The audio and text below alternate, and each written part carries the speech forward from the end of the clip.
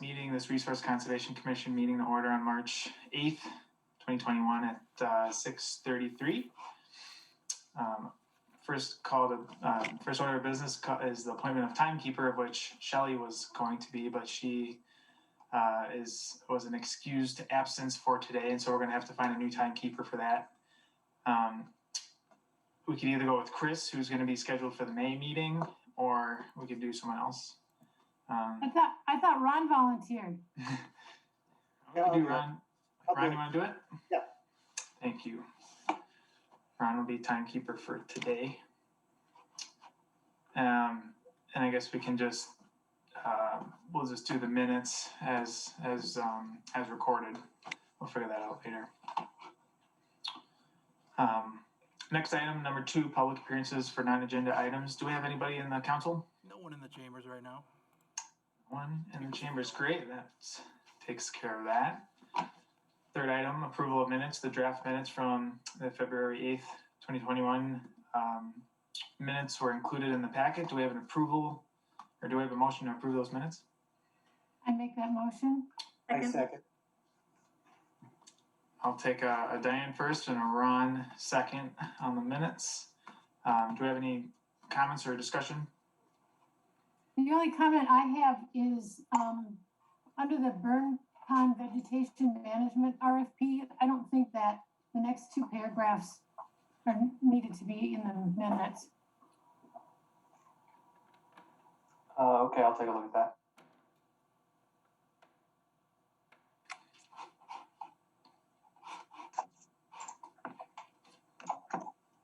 Anything else?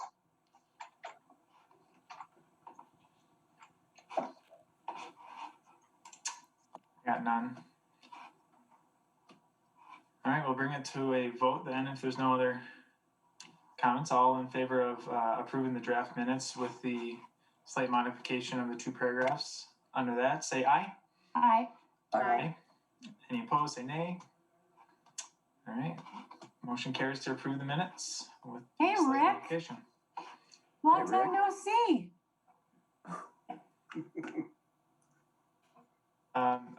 I'm guessing this is for the next 4A, Rick, that you're just going to sit in on the Groundswell Conservancy presentation, or was there a public appearance? No public appearance. I'm just interested in a number of the different topics, and I had reached out to Claudia to get a Zoom link, so I appreciate being allowed to join you guys. Yeah, well, you're more than welcome to join. Good to see you. Great to see you, Rick.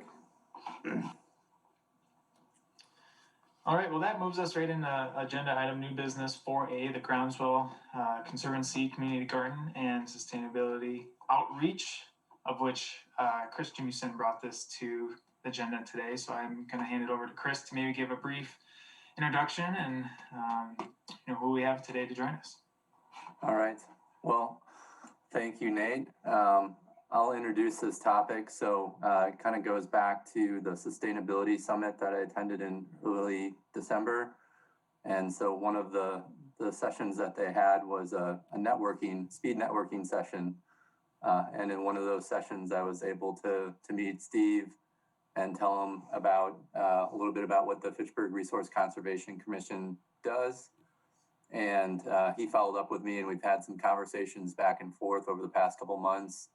But he was interested in talking to the Resource Conservation Commission about a community garden project that he's been helping out with, and also working with Groundswell Conservancy out in this is out by the Terra Vesta, if I understand the land right, a parcel out there that they're looking to do a community garden, but also potentially some other sustainability outreach items. So just wanted to hear a little bit more about it and give them the opportunity to have an interactive conversation with us about things to support the development of that property to kind of maximize sustainability outreach that we can do in the community. So with that, I'll pass it over to Steve Wayland, DC Engineering, and Jim Welsh with Groundswell Conservancy.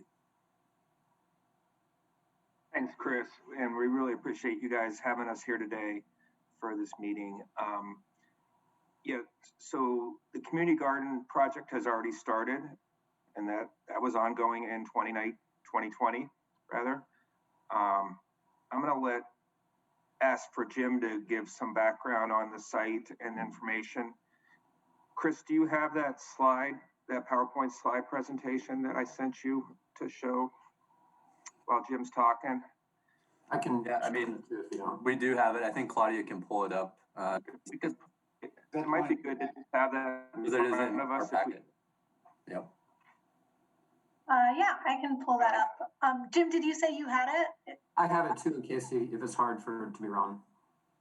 Just because it might be easier for you to share your screen if you're Okay. able to do that. I'll try to. Yeah, so we're gonna start out kind of introducing the site to you and the project. And then I have, you guys might have some questions, and then I have some questions about City of Fitchburg processes. Well, thank you all. Can you see the screen with the picture of the sign? Yep. Yes. So I'm Jim Welsh. I'm the Executive Director of Groundswell Conservancy. We are a nonprofit organization. We've been around for almost 40 years. We help communities and landowners protect great places, and we try to do things in concert with local community conservation plans. We've done a lot of work with your neighbor to the east of town of Dunn, helping them protect farmland. And we've added land to places like Cherokee Marsh in the city of Madison, and Black Earth Creek and things like that. And Paisley Swan Creek Farm is our property on the south side of Goodland Park Road. But just a little more background about us. So we just wanted to say, I appreciate the opportunity to be here because we love telling the story about what's going on in Fitchburg with this property. So the property itself is on the south side of Goodland Park Road, and the Terra Vesa new development is north of that. So we're just east of MM. The parcel is a 35-acre parcel, and we bought it from Brian Paisley. His family has, for 3 generations, operated a small farm there. They used to grow a lot of strawberries and raspberries and things like that. And Brian came to us when the Terra Vesa, or the Northeast Neighborhood development, was being considered, and said he had some conservation values for his property. And we were able to work with him to purchase the property. And it has 2 main goals for us. The east side is a very high quality wetland, which Swan Creek flows through, and Swan Creek is the northern tributary to Waubesa wetlands, just to the east. And Waubesa is probably the nicest, highest quality wetland in the county. And so being able to protect some of the upper watershed was important to us. And the western part, about 14 acres, is farmland. And we had our eye on trying to find some land for local food production. So this was a great opportunity for us to be able to purchase this property. And our partner on the agricultural side is Neighborhood Food Solutions, which is a nonprofit organization that helps kids and adults connect with land and food and how you eat healthy. And so it's run by a guy named Robert Pierce, who runs the South Madison Farmers Market. He's a native of Madison and a real doer in the community. He is a Black farmer, and he's a real evangelist for healthy food, organic production, and having people fall in love with the land.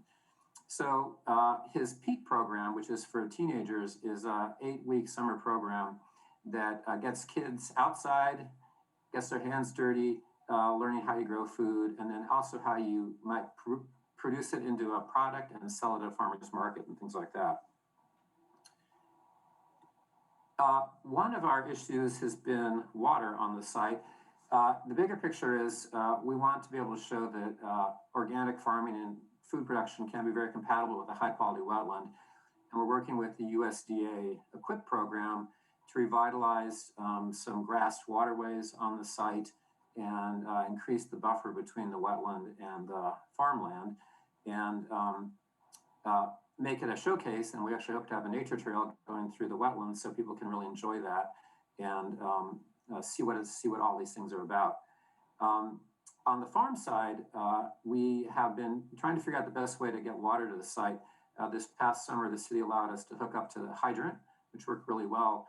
Long term, because the property is adjacent to the urban service area, the city discourages wells in that area. And that's what we had hoped to do.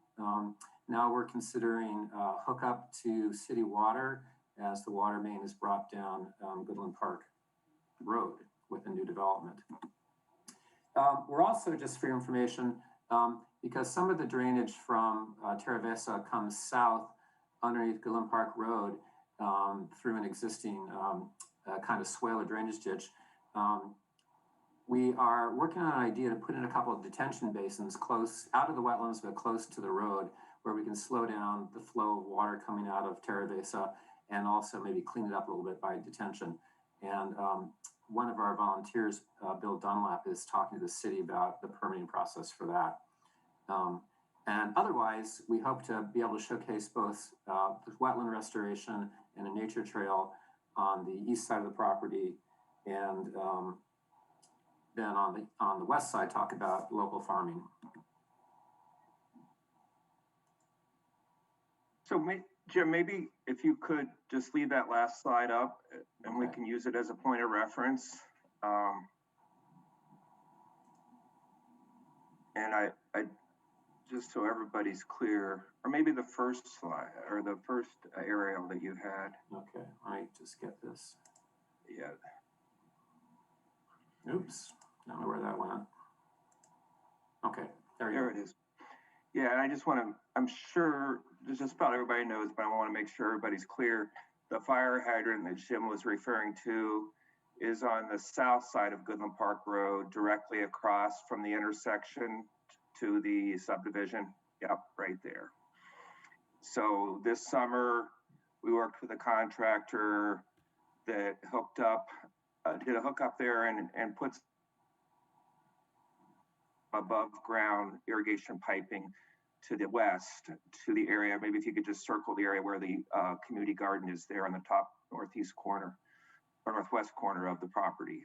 So we needed to run it a couple hundred feet to the west to get to where we need the irrigation for the community garden farm area. When Jim refers to future tap for water service, the city has told us that there are plans to extend the water further to the west on Goodland Park Road towards County Highway M. So from right to left there along the road to serve I think there's 3 residential home properties on the north side of the road, and then the Groundswell, Paisley, Swan Creek Farm property on the south side.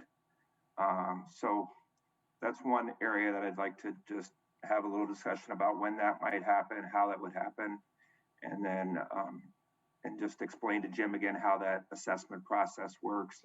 Maybe you guys aren't the committee to do that, but at least to start that conversation.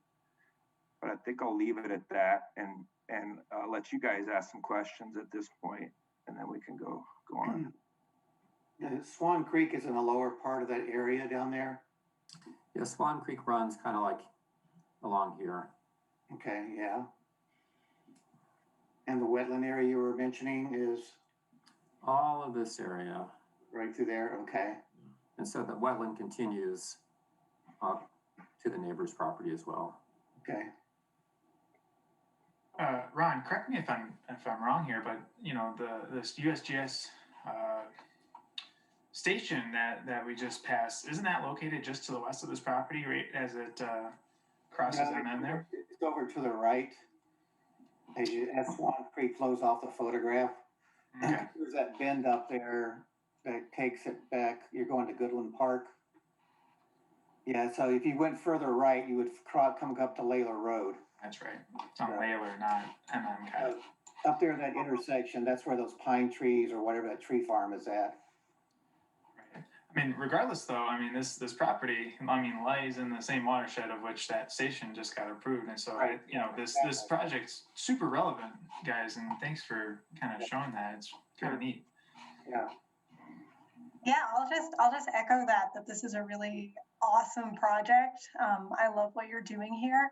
To answer your question about process for water.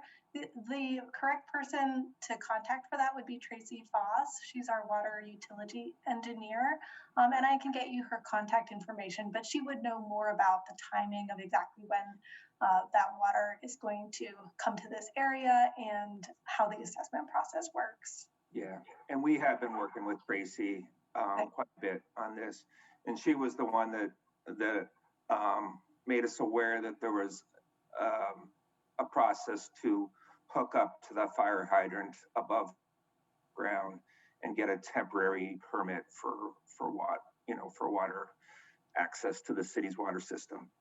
And we did that last year. Probably will do that, or the community garden did that last year. They probably will do that again in a month or so for 2021.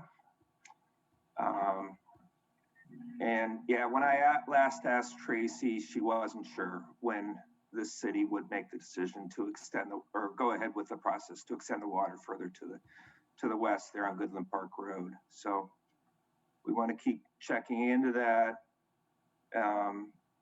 There are plans possibly in the future for that northeast corner for there to be some type of barn / classroom learning center with a bathroom in it for kids and adults to learn more about community farming and or urban farming. And in that case, we would have a water hookup, that would have probably a fire protection system in the building, bathrooms, as well as irrigation for the community garden. So there's the decision now as to whether or not Groundswell, pursues getting water service to the site for irrigation only, or we wait, or we go ahead and put the big enough pipe in, which we would do to handle the future development, and then to have it just serve irrigation for now. Am I saying that right, Jim? Is there anything else you want to add to that?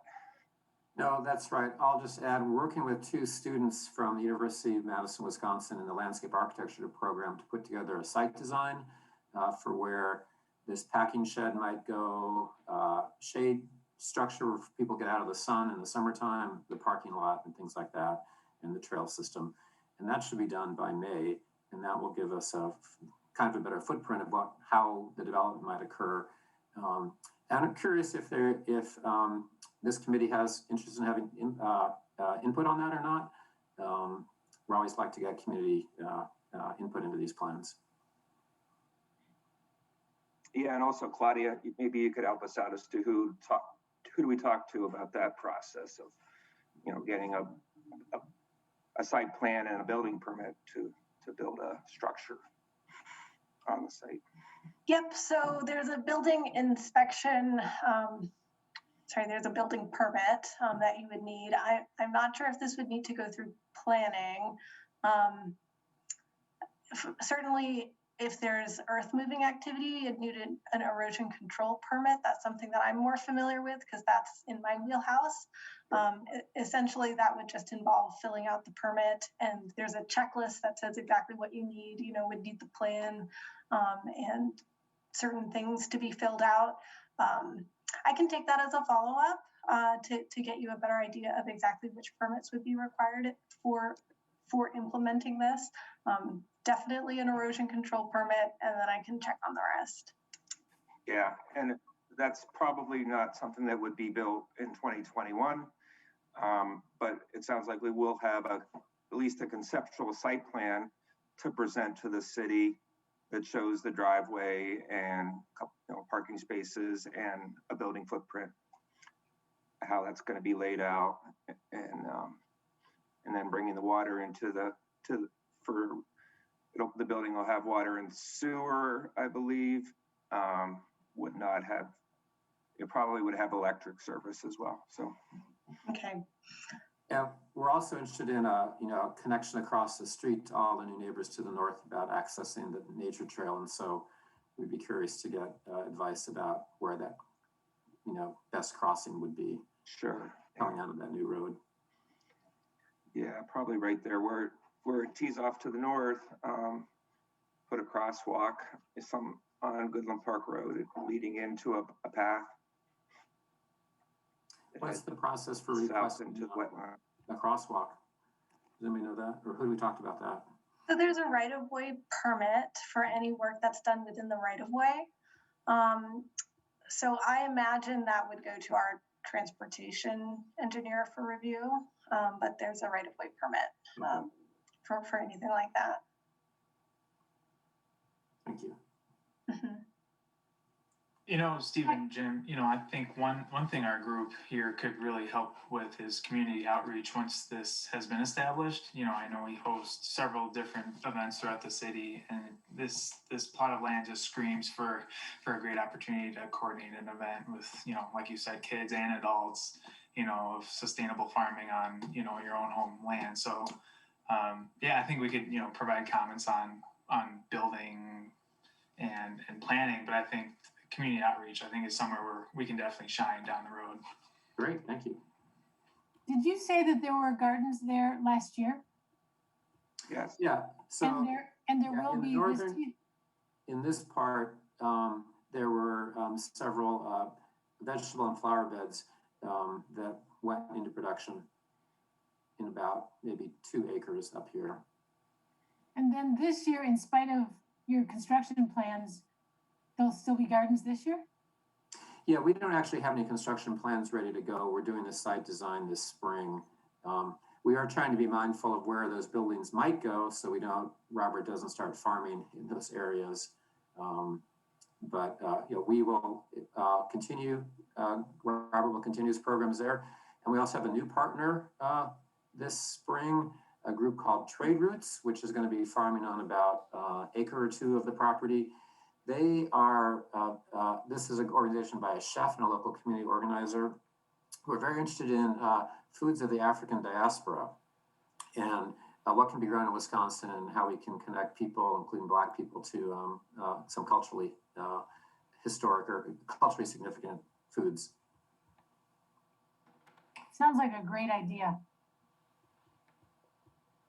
There's some great partners out there wanting to do wonderful things. They just need the land.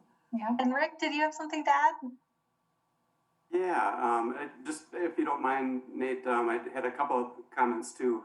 Brian Paisley's done some incredible things with this property over the years. Just been a wonderful, responsible partner to, you know, I guess to the future of the property. And I don't know, Jim, if you wanted to talk a little about some of the native vegetation that Brian's planted and maintained on the property, and some of the vision that Brian has had, you know, when you know he started working on some of the restoration of the property. A couple other things that might be good to know. You might be able to just name drop Mary Jean Houston's name. Mary Jean was a past RCC member, and I know you know her through the Nature Conservancy. Your work in Baraboo Hills. But I guess a couple other things real quick.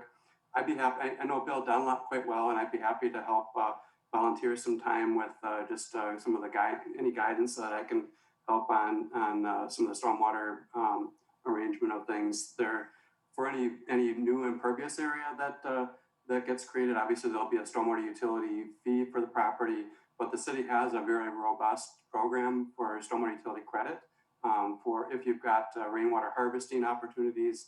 And I think that would really work out well with what Robert Pierce has been doing historically with growing power on just reusing that water for you know gardens and so forth. So really cool project, and it's nice to be able to hear you and Steve talk about it. That's great. Thank you, Rick, for all your history about this and some ideas. So up here is where Brian Paisley, the former landowner, did a wonderful prairie restoration up here in this corner of the property. And down here, he's always maintained this kind of as an open parkland. It's kind of a wooded area right adjacent to the wetland. And it's a very lovely area that he's maintaining. Actually still mows it for us to keep it open.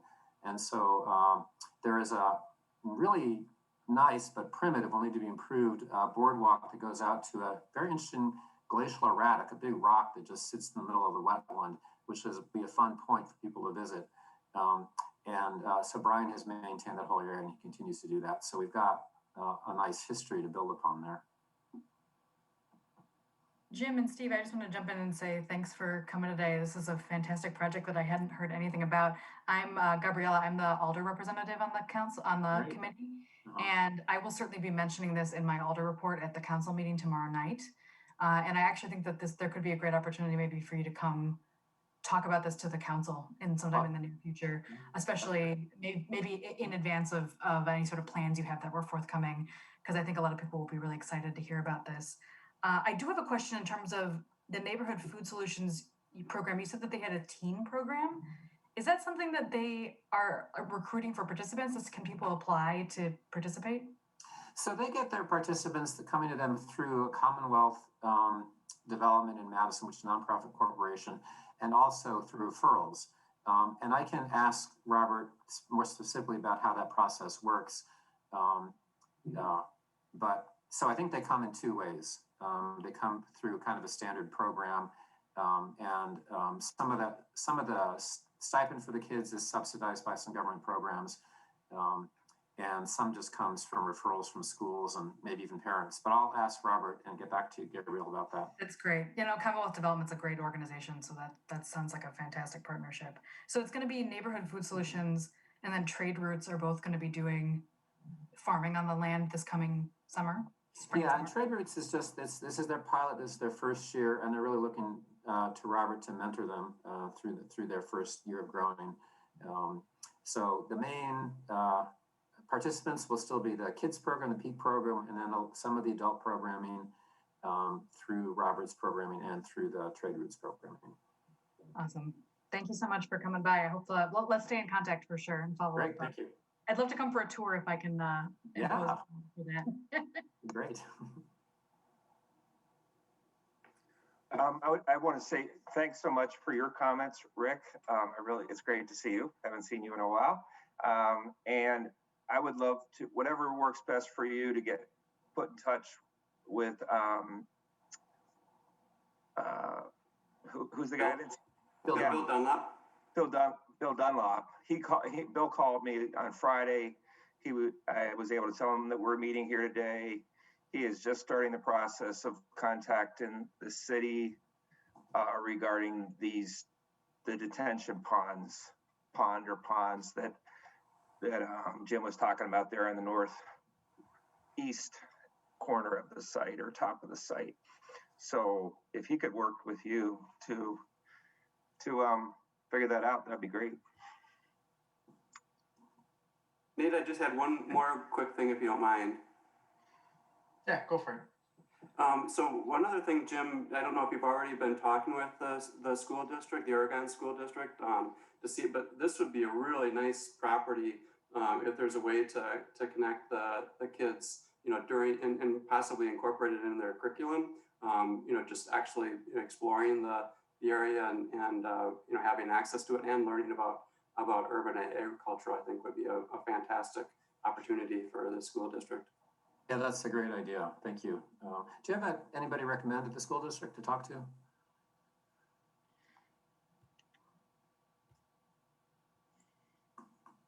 I don't think I know of anybody in the Oregon. I mean, I think we could figure it out. Okay, thanks.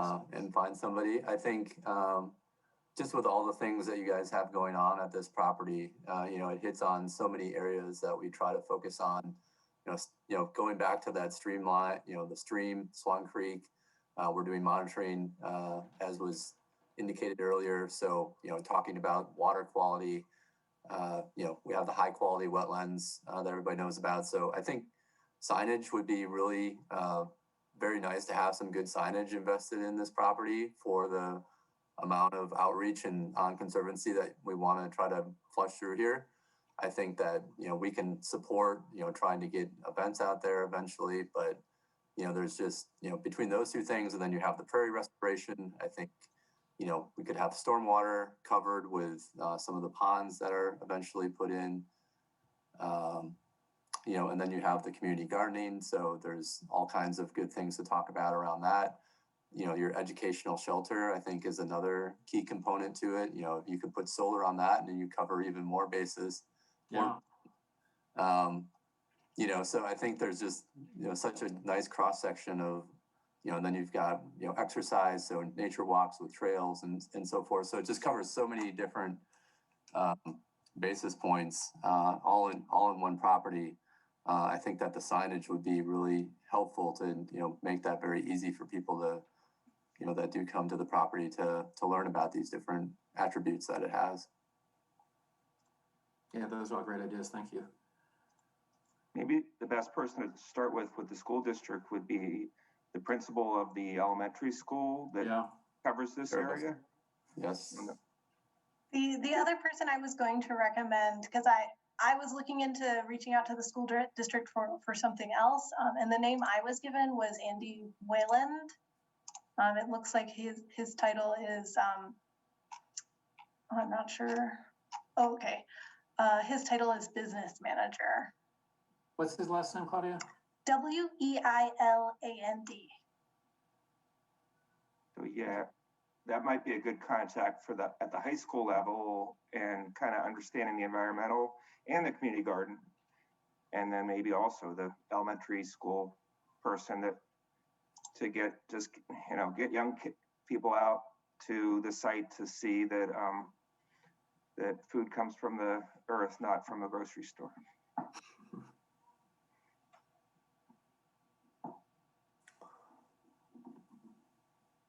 Any other comments, guys? Any questions? We're at 7:04 right now, so. Yeah, well, like Chris said, we definitely appreciate you guys coming in to talk about this. I think this is such an incredible piece of land that is striving to become even better and open it up to the public, which is even better. So I appreciate your time, and I'm sure we'll see you guys in the future here with either community outreach events, or if you want to run something by us design-wise. I don't think we can criticize it, but we'll give you a lot of praise, that's for sure. Yes, thank you. Thank you very much. Thank you. Thank you, guys. Thanks, Chris, for having us here to do. Yeah, stay in touch, Steve. Thanks so much. Bye-bye. Have a good night, guys. Yeah, thanks, Chris, for bringing that on. I think this was a great, eye-opening project. And out of the ordinary, too, I think that's always good. Change it up a little bit. Let's keep it moving here. 5 minutes over, I think that's okay. We'll move on to 4B, the draft approach for establishing a site-specific vegetation management plan. I guess the key here is just the approach. The plan hasn't, well, maybe Claudia started it, but this is just to talk about the approach and, maybe have us give a little input to Claudia here on how to wrap it up. Thanks, Nate. I just had a couple slides here to share, talking about, of course, the draft vegetation management strategy for the stormwater utility. Just a little bit of background information. As you know, the stormwater utility maintains several different types of facilities. So we have ponds, infiltration basins, bioretention basins, and rain gardens, as well as greenways. And all of these areas have obviously vegetation that grows on them that needs to be managed. This past year, Gabriella put through a budget amendment to increase the vegetation budget from $62,000 to $102,500. So that gives us quite a bit more money to go farther with our efforts here. And I just wanted to give a little bit of background information on why native vegetation is important and why it's helpful. Native vegetation is actually required in infiltration practices. So bioretention or infiltration or rain gardens are part of the design for the practice is to include native vegetation in that practice. That's part of the DNR technical standard. We also put native vegetation in other areas as well. For example, we might put them around ponds as well, because there's a lot of ancillary benefit to that, but they are required for infiltration practices specifically.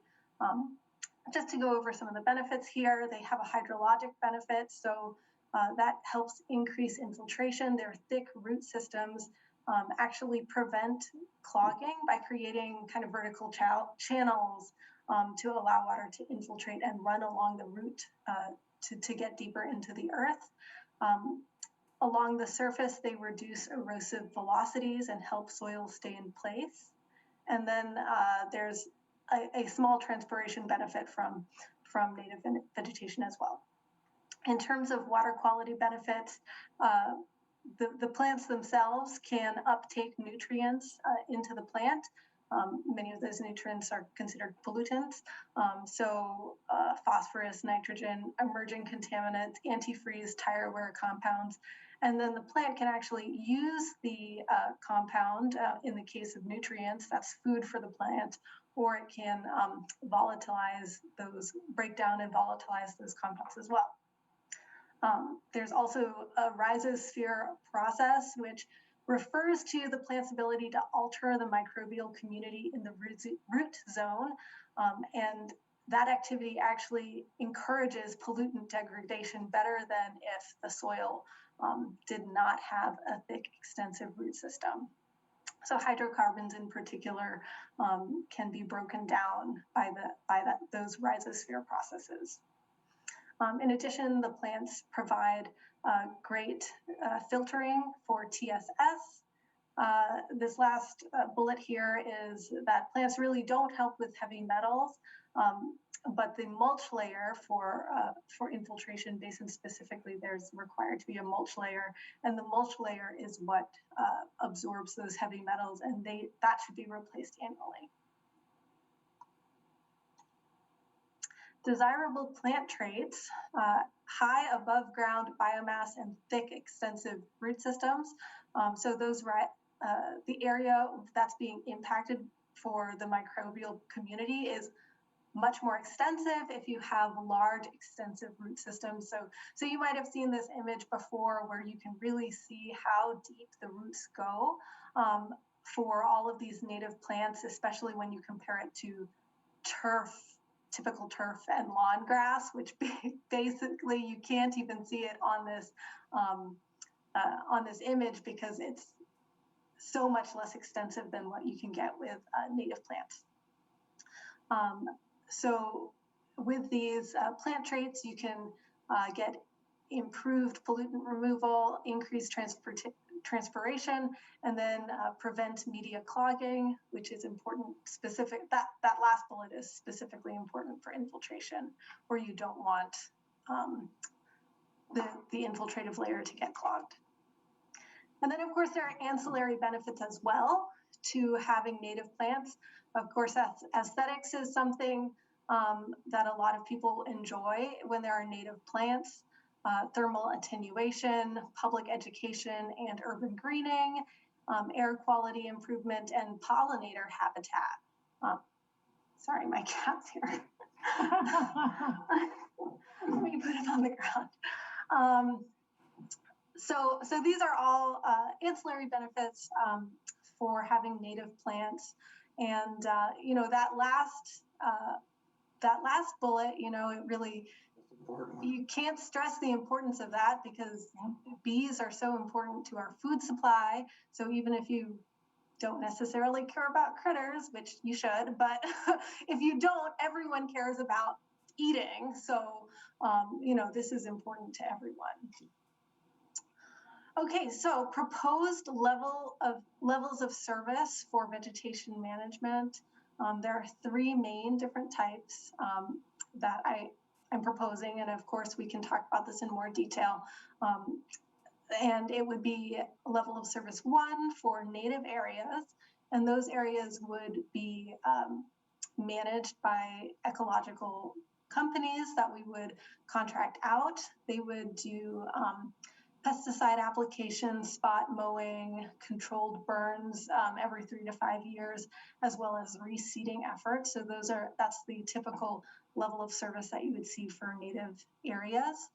The second level of service would be mow areas, and those are just areas that would be mowed up to twice a year.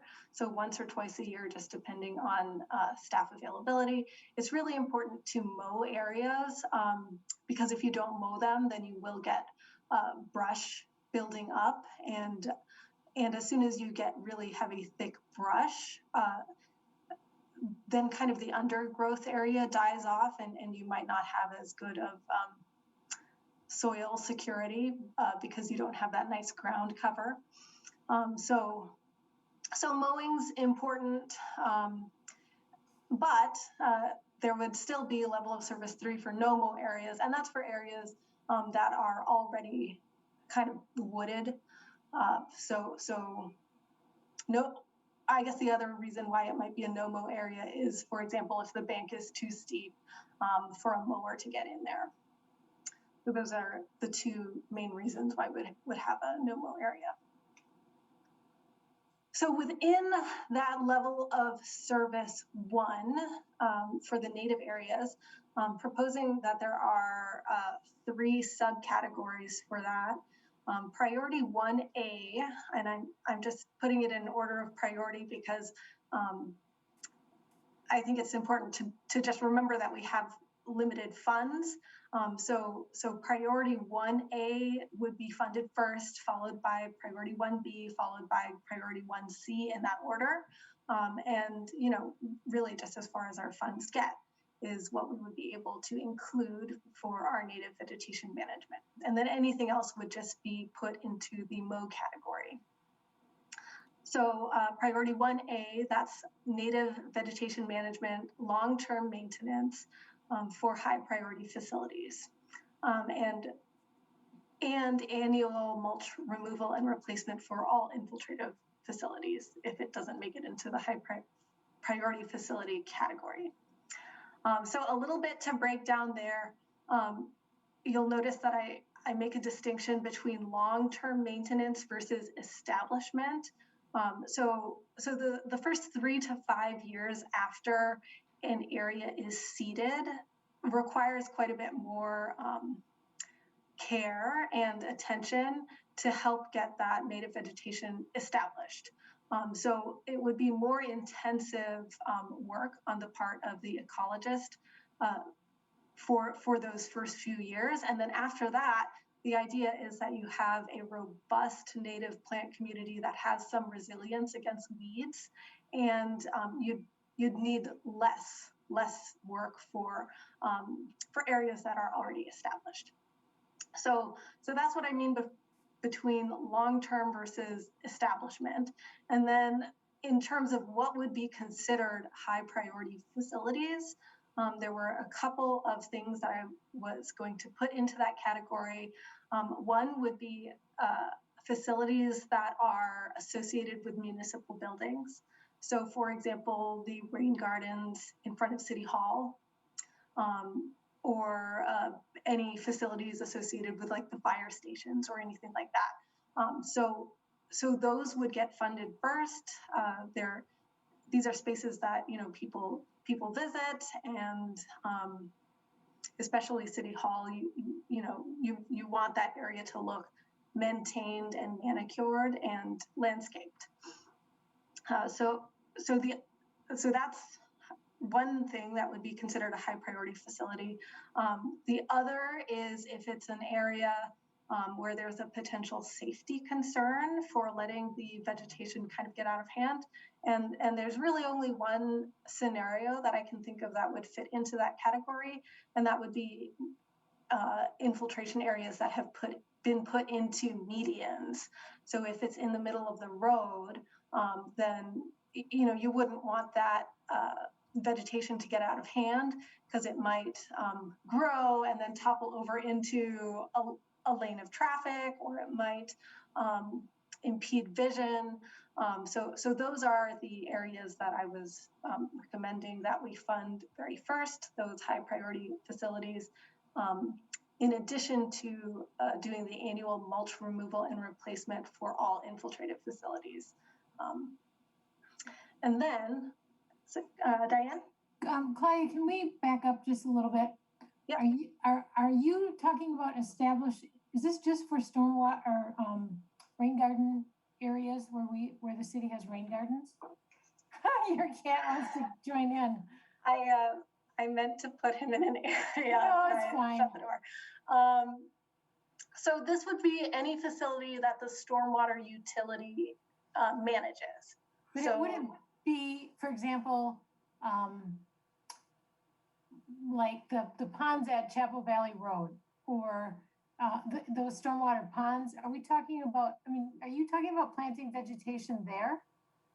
So the Chapel Valley ponds in particular, those are actually privately owned ponds. Yeah, but for example. So if it is a pond that is publicly owned and publicly maintained, there are some ponds that have native vegetation along the pond banks. So those would be included in this. So are these dollars for maintaining existing?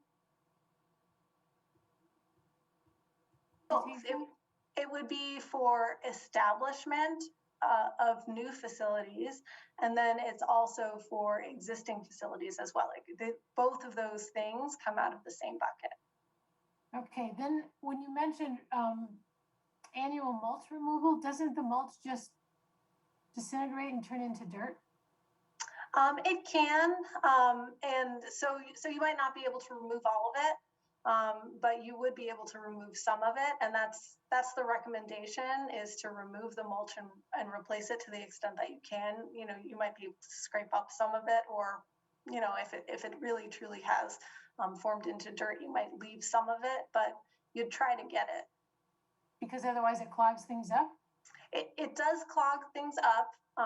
So the rest, so for example, for fire retention basins, the engineered material is 70 to 80% sand, and the rest is compost, and the compost is a specific, it meets a specific specification. Okay. So it's not non-clogging compost. And then obviously the mulch would not meet that specification. So you would want to, you'd also want to replace it because it's accumulating heavy metals. One other thing, the no-mow area that you mentioned, wouldn't another case be, for example, around ponds to discourage geese from hanging out? Isn't that the same thing that we're talking about? Like around the McKee Park, for example, the McKee Park ponds, don't we want X number of feet of a no-mow zone just to keep the geese away? Are you talking about the buffer zone? Yes. So typically what you would do, so the purpose of the buffer zone is really more for filtration. It's not as much for geese prevention. So it does provide a level of protection for the pond. So what we would recommend, okay. but you still don't want woody vegetation in that area. So what we would do is in the spring, we would leave that no-mow area, and then in the fall, we would try to get as close to the pond surface as we can.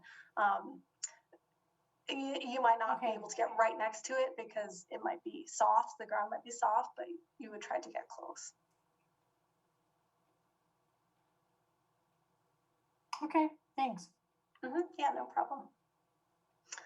All right, so priority 1B would be establishment for new facilities. Those would get prioritized next. I think it's important, if there are areas that you're planning to have as native, to get them right away, because otherwise if you install native vegetation and then you don't do anything with it, if you install native vegetation and you don't do anything with it, then you've basically, the weeds are just going to come in, and you're going to have to start from scratch in the future if you truly want that area to be native. Which, you know, is an option. If it's not an area that you intend to be native, I would still recommend putting down native seed, and then you can go into your mow schedule, and that would be better than putting down turf. But if you want it to be native long term, you really want to establish it from the start, or you might be doing some rework in the future. So I apologize. I'm going to put my cat somewhere. No, no problem. I have another question. Yeah, Diane. Now, is this sort of what has been going on, like behind Harlan Hills? There's been, I can't remember the name of the company that started this, but it was actually when Rick was with the city. I think that they put in a retention pond and they're restoring. They took out some, or they're trying to get rid of invasive species and planting native species. Is this along those lines? That's exactly right. So that's an establishment, vegetation establishment contract. And Good Oak is the company that's doing that over at Harlan Hills. Oh yeah, yeah. Yep. So exactly, and that would come out of the same pot of money. And I'm just gonna it's gonna take me 1 minute to shut this.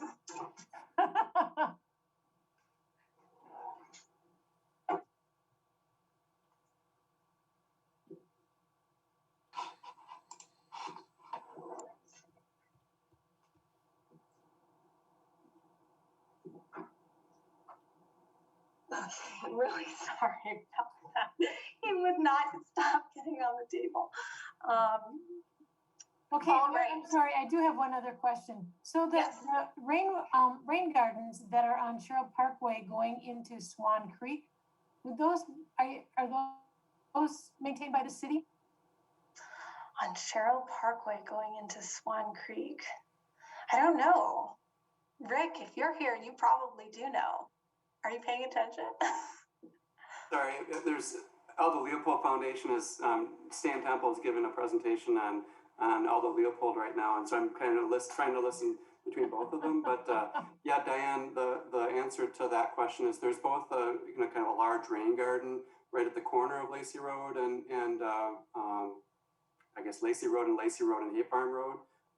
So where Lacey Road basically heads north from into I guess it was called Nine Springs before, but it's actually drains to Swan Creek. And then there's a median there on Lacey Road that ends up draining into Swan Creek, two that are both owned and maintained by the city of Fitchburg. Actually, Rick, the ones I was asking about are the ones on, I think it's Sherrill Parkway that go, if you're from City Hall going into Swan Creek, aren't those owned by the city? They're in the median? Let's see, so you said East Sherrill Parkway Sherrill by Park city? going, yeah, from City Hall going into Swan Creek, past a Grace. They're sort of in front, they're in the median. Okay, so that area, Grace owns some private stormwater facilities right in that area. That my recollection is that area actually drains north into Nine Springs Creek. But if we keep going easterly, farther on East Sherrill Parkway, it's been a few years that I've looked at that area, but you have to go. I think you have to go getting closer over to Chris's place before you actually get going or draining into Swan Creek. Most of that area actually drains north ultimately to Nine Springs Creek. I was kind of interested more in who maintains that, because I know there are rain gardens in the median and they're not very well maintained. So if that's supposed to be maintained by the city, that would be good to put on near the top of the priority for Claudia. I can't remember. I think I can probably try to describe it. So I think as you're heading from City Hall towards Swan Creek, you'll go past Hospice and then you come to a roundabout. And then I think what Diane's talking about is, that area. Oh yeah. So those are privately maintained by Promega. Oh. Right, so. Okay. Yeah. Okay. Thanks Rick, and thanks Chris. They're in, I think, if I remember right, they are in city right of way, but Promega had been, at least to the east of that roundabout there, Promega had been doing prescribed burns for that area, up to where it gets into Swan Creek and Nine Springs neighborhood.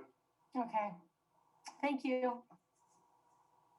And then that pond to the southwest of the roundabout is owned by a Grace, and they've been doing maintenance on that.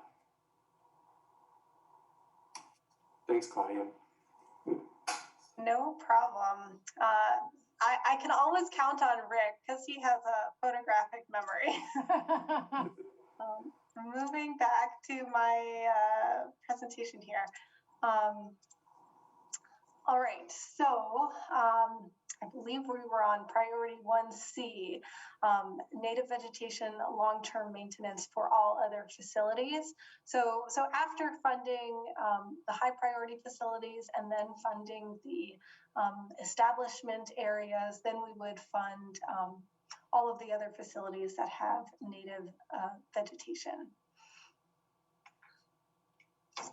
And then, because we won't be able to just fund or not fund those categories, what I was proposing is that we have a facility ranking methodology. So if we can only fund, for example, if we can fund half of the priority 1C facilities, we have a methodology to determine which ones would get funded versus other ones. So these are the different factors that I was recommending. And if you have other factors that you think would be important to consider, we can brainstorm that as well. The first one was existing vegetation, and I gave that a score out of 10. The reason why is because the better the existing vegetation currently, the more cost effective it will be to maintain just the way it is.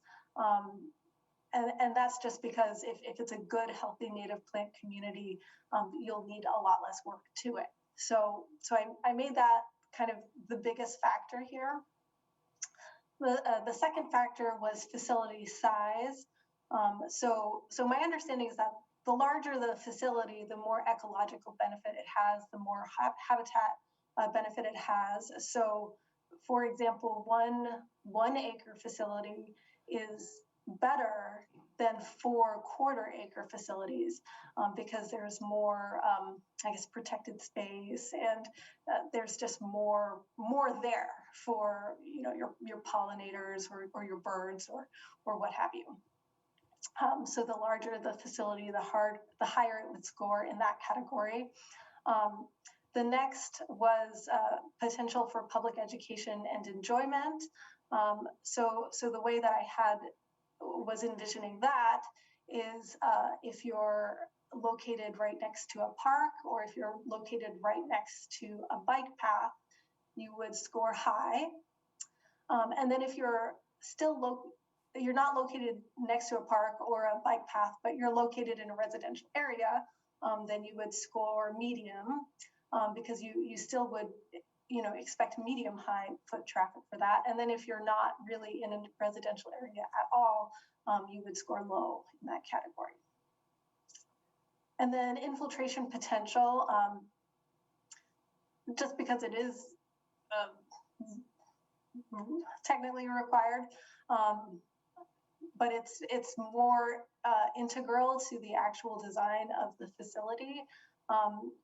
For infiltration facilities, I had another factor there for infiltration. I call it infiltration potential, but really that should say if it's an infiltration facility where that native vegetation is part of the spec. Claudia, considering what you said about the City Hall, rain garden, and the fire stations, shouldn't one of the rankings be visibility? And so the ones at City Hall, that would just get into the category 1A. So that would be one of the first things funded, just because it's a high priority facility. So this is within 1A, then you go down to these areas. Is that? So this is more for 1C, because I do anticipate that we would be able to fund 1A and 1B, but we might not be able to fund 1C entirely. Okay. So this would be more for 1C. Okay. And this is just a little bit more on exactly what score you would get for the different categories. So last year we had Field and Stream do an inventory of our stormwater utility facilities, and they went out and took notes on native vegetation and how prevalent it was. So an A if it's more than 80%, a B if it's 70 to 80, and you can read there the other scores, facility size, public education opportunity, and infiltration potential. And then on the right-hand side, you can see the actual numeric score associated with those letter grades. And then the facility would have a total score. You just add up all of these numeric scores, and that would be its total score. And then you'd rank them highest to lowest, basically. And this is just what that scorecard template would look like for all of the facilities, just a facility description and going through and just documenting how everything scored. So at the end of this, what I envision is that we would have a 3-year contract that would go out to RFP.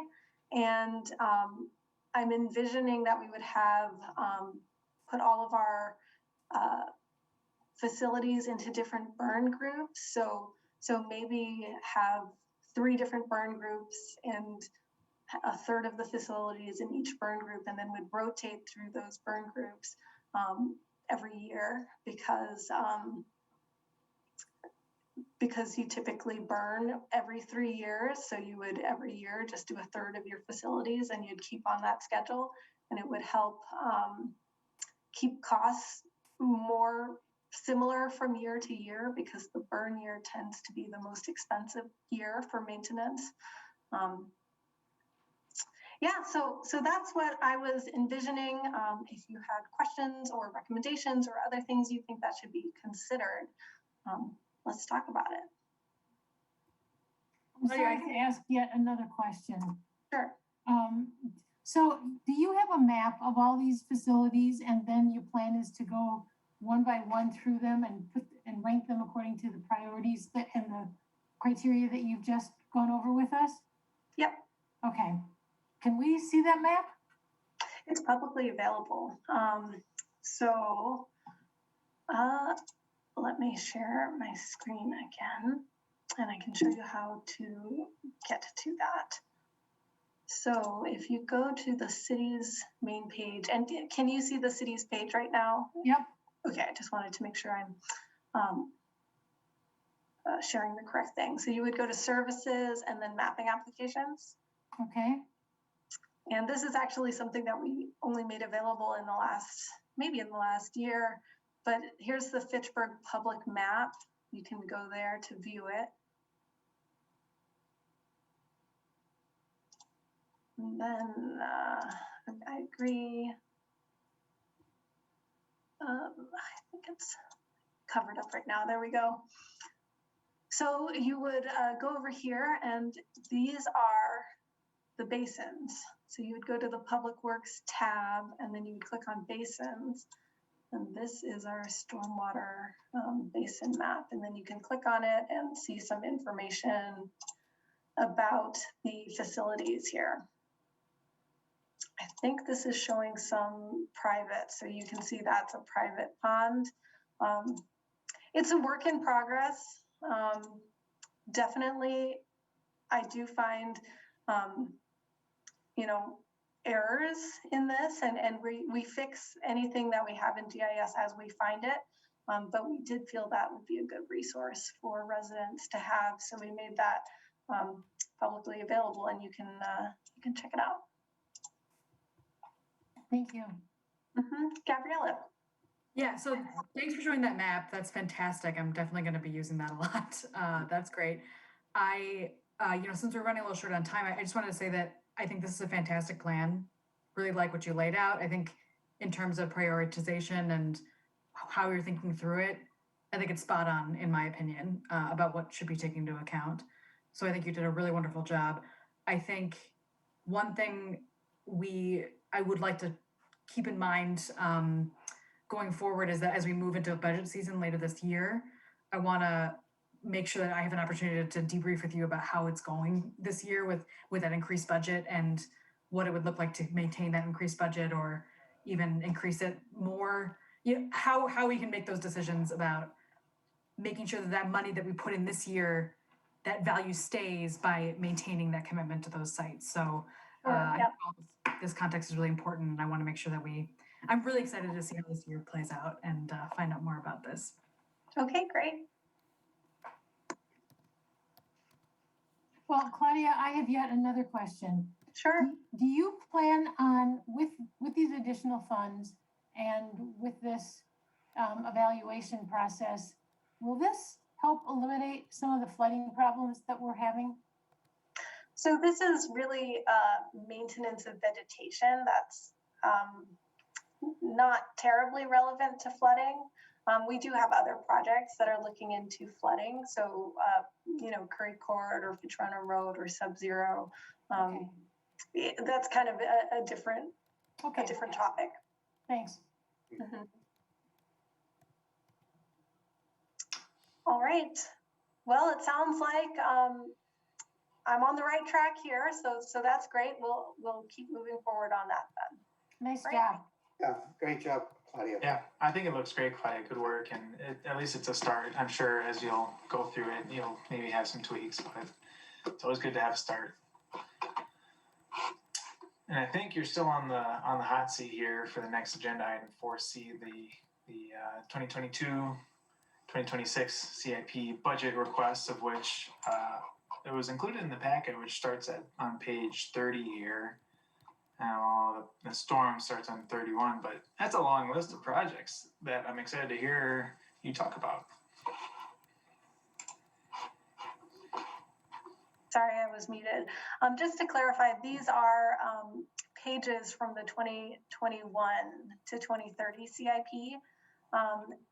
But basically, if we look at the 2022 column, that's essentially what we're going to be recommending for 2022 with some tweaks. The storm section starts on page 31 of the packet. So stormwater pond dredging and retrofits. So that includes, there's a Techland infiltration facility that needs to be repaired. Basically, it's not infiltrating, so we will likely need to do some work there to either deep till it again or remove some of the infiltrative material that's been put in. It might be the wrong material, etc. So there are some repairs that are recommended for 2022, and then also pond dredging. Where's that pond? Where's that you said that needs to be? Techland. Oh, and you can't see the screen, can you?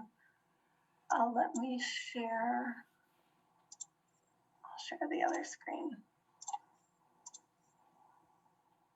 So it's here. It's near Quarry Hill Park. Okay. And all right, let me go back real quick. Okay, so that's that. Drainage and flooding improvements. This is a fund that gives us the ability to react to flooding that might come up that we need to deal with. So that's just kind of a fund that's increases every year, inflation. Curry Court flooding. So this year we're doing the feasibility study, and then next year the plan is to do a design, and then the year after that would be construction of the design that's selected. Lake Barney, the feasibility study is being wrapped up right now. We're actually planning to, I forget the date, but I know it's in the staff update. We're going to committee of the whole to present the findings, so that's coming up. I did move back, or I'm planning to move back the design and the construction from 2022 and 2023 to 2023 and 2024. And that's just because there are some scheduling pieces that need to be completed prior to this project being constructed. basically there are some areas downstream that need to be built. There's an area through Netherwood where drainage needs to be improved. And there are also culverts under Cusick Parkway that need to be replaced and improved prior to this project even going forward. And the permitting status of that is a little unknown at the moment. So I would recommend not even starting with design until that has been permitted and constructed. So the earliest that will occur would be next year. So we could move forward with design in 2023 and then construction in 2024. I suspect that this might get pushed out again next year. But if the stars align, then, you know, this is an aggressive schedule, what I am proposing there. Is that 410? That's not just for design, is it? That's also potentially easement acquisition. And it's unknown at this point how much folks would potentially charge for easements. So that could be higher. I think the downstream properties that the ditch, because all of the solutions are essentially a ditch that connects Lake Barney to Cusick Parkway. And I think all of those downstream properties would benefit from this project. So I doubt that there would be, I mean, I really don't know how much an easement would cost or if there would be a cost. I anticipate maybe not, but definitely want to budget for that if that turns out to be necessary. No, yeah, because design is typically 10 to 15% of the construction cost. So. Right. Claudia, Yeah. whose responsibility is it to do the things that you said need to be done first? So that's Village of Oregon. So all of that is not within the city limits. And I guess just to give you a little more background on that, it kind of sounds like they've been getting a little bit of the runaround, or they were operating under one assumption that they would be able to permit it kind of through a drainage district process, which is a more simplified process. And they were operating under that assumption for, I believe it was about a year, and then they were ready to go, and then they were told they had to start again from scratch with the wetland permitting. So that is a much longer and more extensive process. That's through the DNR? Yes. Okay. So that is in the works. But that definitely needs to occur before we do anything, because we wouldn't want to send water downstream more quickly, and then that area does not have the ability to receive that water without having negative effects. So that's something we want to see happen before moving forward. All right, so the next one was Tmdl modeling. That's proposed to occur in 2022. The Lacey Seminole Regional Stormwater project. I just put a line through this, not to get rid of those two items, but I'll have to update those based on the study, the study that was done last year but is being finished up currently. They put together construction cost estimates, so I'll update that based on the estimates, and then the design will likely be somewhere between 10 to 15% of that, similar to what Ron was saying there. And then the ponds for the Lacey Seminole area will be constructed next year. A new project is proposed to start next year, and that's for flooding of the area north of Dunn's Marsh. And that area has seen first full floor flooding of several condo buildings, as well as, well, flooding of cars in the street as well, but it has had first floor flooding issues, which if you'll recall in our stormwater utility maintenance plan, we had a hierarchy for how highly projects will be rated, and that's basically the highest rank if you're causing first floor flooding issues. So expecting that to start next year. And then next year, Floran Drive and Lyman Lane, expecting that to go through as well. And then this is the street section. So I included everything within Public Works, but I was only planning to talk about the stormwater area there. Could, Claudia, before you move on, is there something in there that will give the Cheryl Drive folks some relief? Cheryl Drive, so that is one that we're proposing to move forward with the drainage and flooding improvements dollars. Okay. This year. So that's something we have a proposal in hand. Bill took a look at it last week, and yeah, that's where we are with that. Good. So I have to work on getting that in place. Good. Thanks. Did anyone have any comments on potentially new things you wanted to see, or thoughts on what we had there? No. Okay, great. All right, we're like 4 minutes over. Pretty good. Staying on track. Yeah, no, thanks, Claudia. Like I said, I think, a lot of good projects that are coming up, and, I think we've definitely gotten the edge of getting extra money when needed and the flexibility. So I think that's a good job on that. It's very ambitious, Claudia. You'll be busy. Yeah. Let's move on to something maybe a little more lighter here, a little 4D Earth Month Sustainability Bike Tour. Phil, you've been quiet. Let's hear all about it. Yeah, apologies for all that. Moved into a new house last month, and just for the first time tonight, my new camera setup and the internet are an adventure. We'll call it that. So hopefully I don't cut out again before the end of the meeting. This is kind of a continuation of something that was on my to-do list for last year with Earth Month, and everything sort of got hit the fan, as it were. So what I'd really like to do for Earth Month, and it's still going to be kind of a scaled down Earth Month from what we've been able to do in the past, because there are still so many restrictions. But one thing that did seem like it would be doable was what I was hoping to do last year, and that's some flavor of a sustainability bike tour.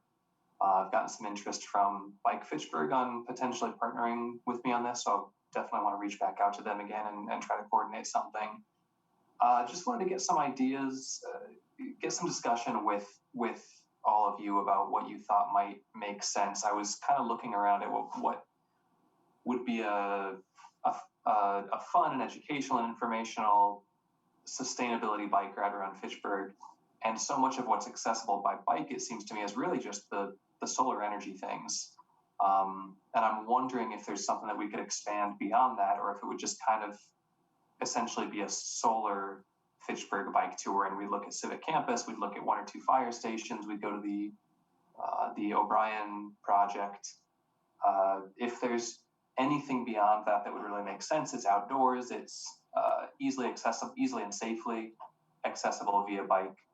What else could be viable beyond that? And certainly if we're at the Civic Campus talking about the library and its LEED Gold status and everything that went into that could be a component as well. But I'm just curious about what else might fit into an outdoor sustainability bike tour of Fitchburg. Well, I know a lot of people that I know in our neighborhood, they've been really curious to what's going on at the O'Brien solar farm. So it seems like, because it's very visible and it's piqued a lot of interest. So I think if we can get people out there to see what's going on and try to understand how that, is helping our grid system and getting electricity back to us, I think that would be great to do that. I don't know how you would do it on a bicycle, though. It's kind of difficult. Yeah, well, you can at least. One added difficulty this year is because of the new Nine Valley Interceptor project that the sewage district is going through. The roundabout, the bike roundabout, is closed for the entire year. but certainly we could take the southwest or the Badger State Trail from McKee. The Badger State Trail goes down and crosses Right there, yeah. Lacey right by Seminole, so that, you know, we'd be able to get there by bike pretty easily. It might be a little bit of a roundabout way, no pun intended, of getting there, but certainly it's doable on the existing bike network. Yeah, I think that would be a great one. Okay. So what about while you're over on that side of town? I mean, would you be interested in including any stormwater stops, like the thing that's going on at Sub-Zero? I think stormwater would be fantastic, and this is, I have not, I've checked in with Claudia on a number of things in the past few weeks. This hasn't been one of them, so that's definitely something that I think either now we can talk about. I can certainly connect with Claudia after this and just kind of figure out, you know, between some of the Sub-Zero kettles or if there's anything worth looking at with Burn Pond. There are a lot of good things that Fitchburg has done on the stormwater side that could be good to cover as well. Yeah. I think with the Sub-Zero and the solar farm, you can do those all both at the same time. Yeah. Mm-hmm. Together. And I potentially, if we do Sub-Zero, I think it would be important just to mention that that is private property, so we wouldn't want them to get off of their bike and then walk around that kettle, because that is owned by Promega. So I'm not sure if including it on the list might make it sound like folks are invited to go walk around that area. Fair point. Yeah, definitely something to consider. Oh, you can stay on the bike path there. Yeah, you know, you can. That's true. That's true. And thinking about places that also do make sense to, you know, I try to limit this to a reasonable number of people, both for distancing guidelines, but then also just what's feasible for doing a tour and discussing. It's not just biking past places. It's places that we could stop and have a discussion and talk about what's going on. And so if it's just sort of out the window as you're driving by, that's not going to be a great stop. If it's private property and we wouldn't really be able to kind of linger and chat, that might not be as ideal. Sorry, Rick, you had your hand up? There is a bike path, and also there's a public road. So, but I would, if you're going to have a bike tour, I would discourage any people actually getting off the bikes and walking around. I think that. Yeah. Well, sure, not walking around, but the width of bike trails, if you've got, you know, a large enough group, it's nice to have a parking lot or a little more, but yeah, certainly if bike trails go by something, it is accessible. I think it's some of the, you know, the stormwater measures that have been put in place at Terra Vesta might be good as well, but might be kind of tricky bicycling around there with all the construction activities and you know, the road debris and things like that. So, but that would be a good place for people to see what's going on over there in terms of stormwater and habitat. I'm going to give Rick a chance to weigh in here. Sorry, I can't help but chime in on this. But one of the things that I'm actually doing in Baraboo right now, working with a history group, the Sauk County Historical Society, is developing signage. So Wade's already got some really great signage that are right along the Badger State Trail. So that would be a great location to actually put in some, you know, add some QR codes that can be kind of a self-guided tour of some of the different things. And you know, I believe that the property on the east side of the Badger State Trail, just north of Sub-Zero Parkway, is city-owned, and it's obviously right adjacent to the Badger State Trail. The Sub-Zero, or well, I guess it was Sub-Zero previously. Now I think it's is it Tmdl on the, or no, it's Promega that owns the main wetland area where there's a wetland scrape. So that's kind of an interesting project, and I've got some interesting tidbits about that I'd be happy to share either in a in-person tour or a virtual tour. But I think there's a lot of opportunity that you know, by identifying strategic locations for stops and then putting QR codes. You know, not just one kind of a cool single in-person event, but there can be kind of an ongoing teaching lesson for people on a number of different aspects. Certainly the solar farm aspects, and some of the history of groundwater issues and flooding in the area. Some of what the city, story about what the city's been working on more recently with Claudia's guidance. And there's just all kinds of great things that can be done, for really any of the avenues along, any of the state trails and or Fitchburg trails that are in the area would really lend themselves well. And we've got a lot of good public stormwater information signage that are strategically located along the Capital City State Trail, for example, that could be all tied in together. So I'd be happy to help out with that in the future. Yeah, I think that'd be fantastic. It's good to know. Thanks. I think signage where the solar farm is along the bike path would be really great. I don't know if anything is planned for there or not. That one, I'm still trying to get some details from MG and what they're planning in terms of educational signage.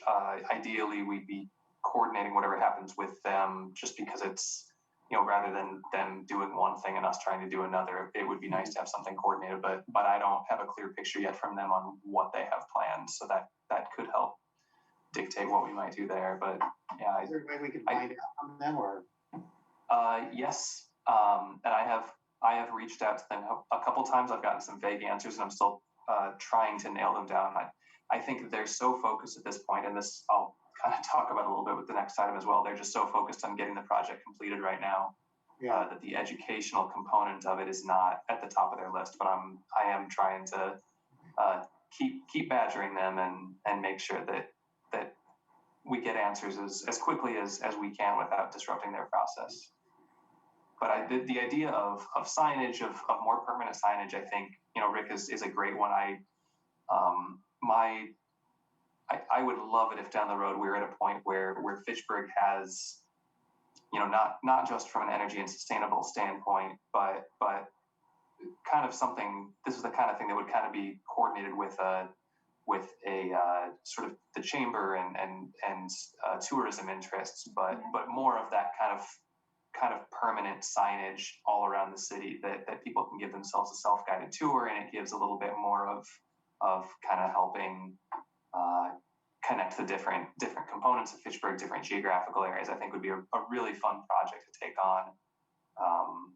What I have in my mind would be much bigger, but at least in the short term, getting some posts and QR codes and things like that, I think is a really good idea. Yeah. Maybe it's something we want to think about in our CIP, have signage for all these different facilities. I don't know if there's any budget allotted for it or not now, so. And the stormwater utility does have some budget for signage. I know that we're planning a new burn pond sign this year. And there might be some signs that need to be replaced just because they do get UV damage over time. And I should be careful how I say that. We do have a lot of good signage around the city. But in terms of that idea, Rick, where it's sort of like a self-guided tour with a smartphone, I think that's something that hasn't maybe been explored quite as much. Yeah, that's a good idea. I love that idea. Yeah. I kind of just wanted to add to that. I think it was La Crosse, and they had a self-guided tour in their downtown area, kind of near the river there, and it was neat because they had a phone number that you called, and when you called the phone number, you had to input what station you were at, and then they actually narrated to you, some history about that spot. And I thought that was so cool because anyone knows how to dial a phone number. And if you don't have a smartphone, it's still accessible. UW has something like that also, where you dial a phone number and they talk to you about, like the students who used to live in tents along Lake Mendota. Yeah.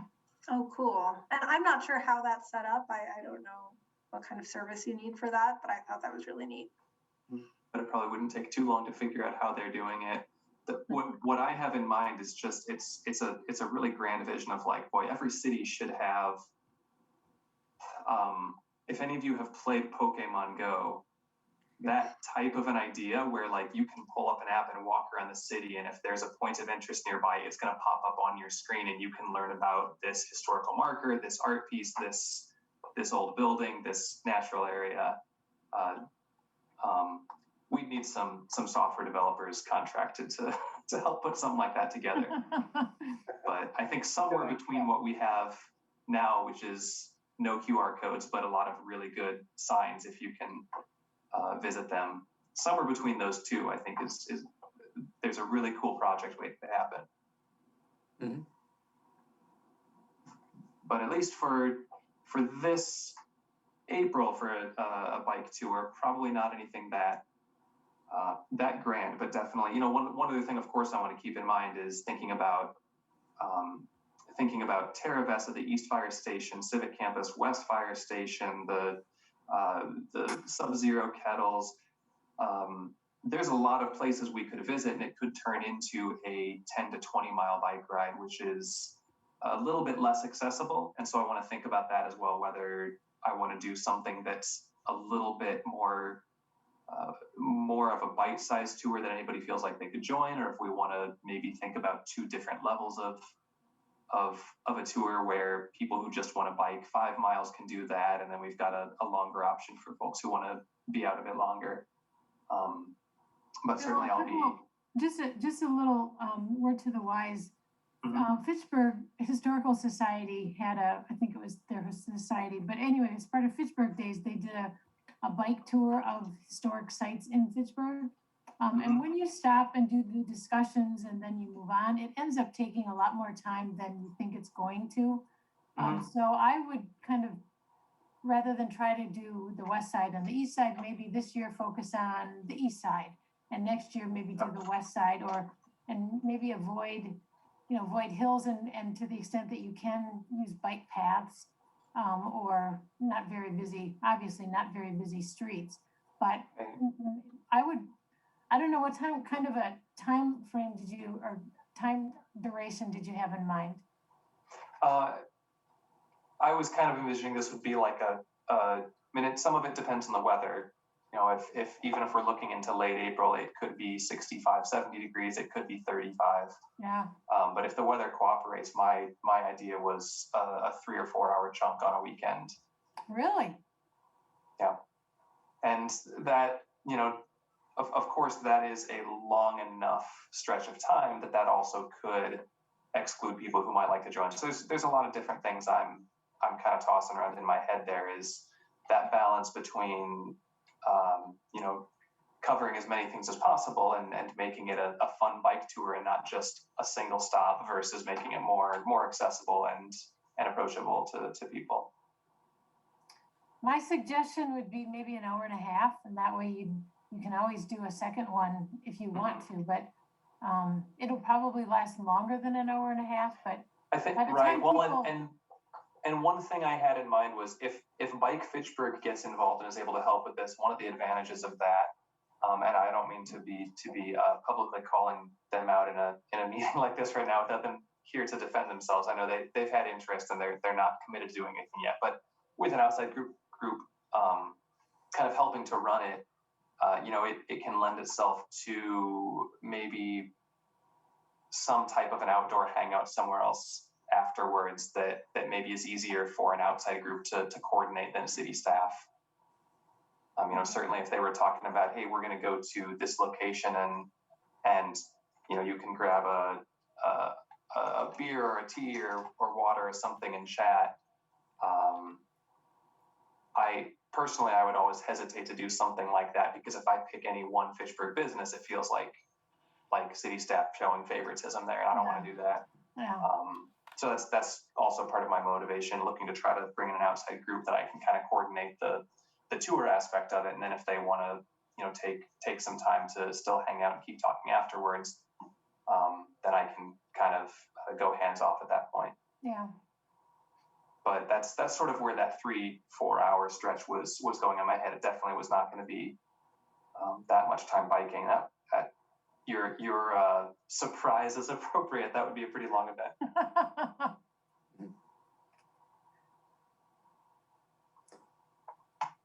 Yeah, I think I would maybe focus in West Fitchburg, if you wanted to kind of pull in. I mean, if there's a lot of people that are curious about the solar array at the O'Brien Fields, then that should be part of it. You know, we could do the West Fire Station. There's stormwater ponds, you know, that aren't too far away from that. So yeah, and then there's also establishments, you know, over in that part of Fitchburg, be you know, picked as well. So I think, you know, I would put a vote in for keeping it a little bit shorter in the 1.5 to 2 hour range and keeping it on that side. But, you know, if there is a large enough contingent that wants to make it a 3 to 4 hour event, then go for it. You know, I know personally that I would probably be, you know, in for the 1.5 side. Yeah. And I like the thought of starting with something on the west side. I think the existing bike infrastructure for more novice riders is a bit more well established over on that side, and so that would definitely be easier to put together. So yeah, I'll keep working on that.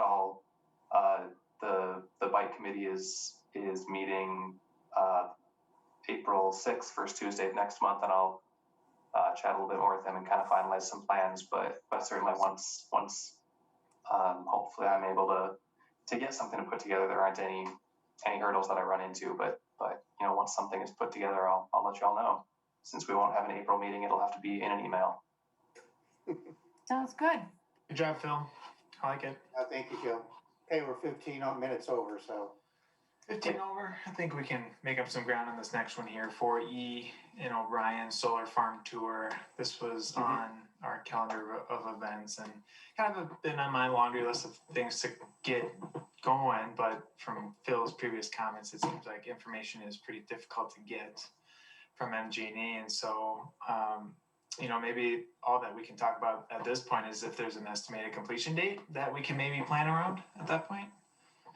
The latest completion date, I've never seen a specific date, and I can, as I'm talking here, kind of draw things out a little bit and start to try to search for one and see if they've announced anything yet without informing me. The latest that I've heard was that late spring, early summer. I'm kind of anticipating early June is when we're going to see it come online. I don't have a hard and fast date yet from MG&E.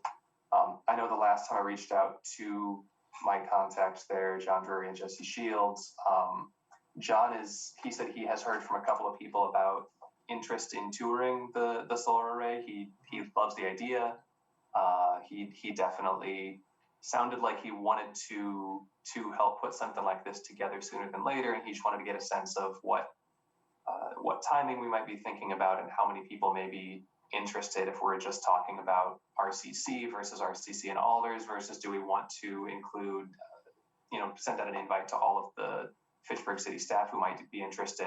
There's a few different ways we can handle that, but I haven't heard back from him in a couple weeks. And again, I think that's just because this isn't the number one priority for them, but they definitely, it sounds like they would be very interested in offering a tour of the facility. And I don't know if that's going to happen while it's still under construction now, or if that would be shortly after completion.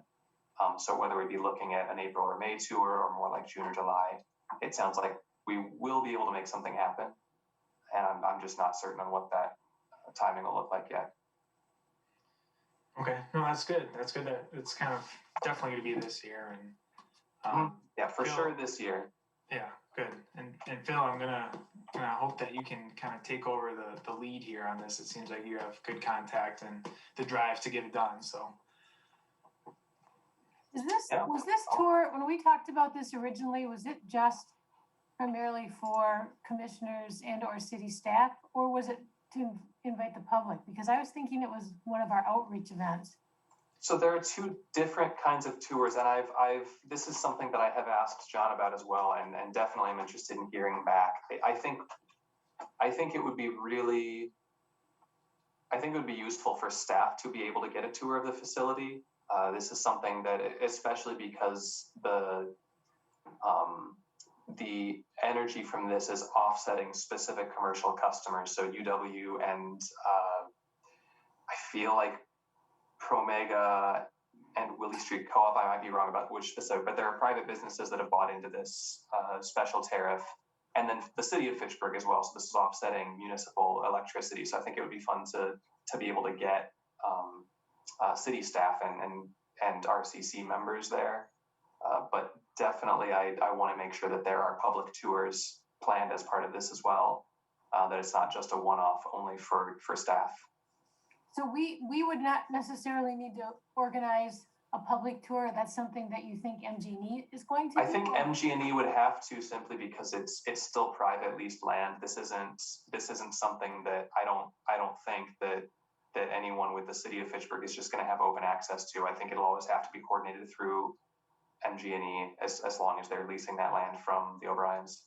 Well, I realize that, but I'm just wondering if RCC is going to do this as an outreach, obviously we would do it in coordination with MG&E, and MG&E would probably be there and conduct a tour.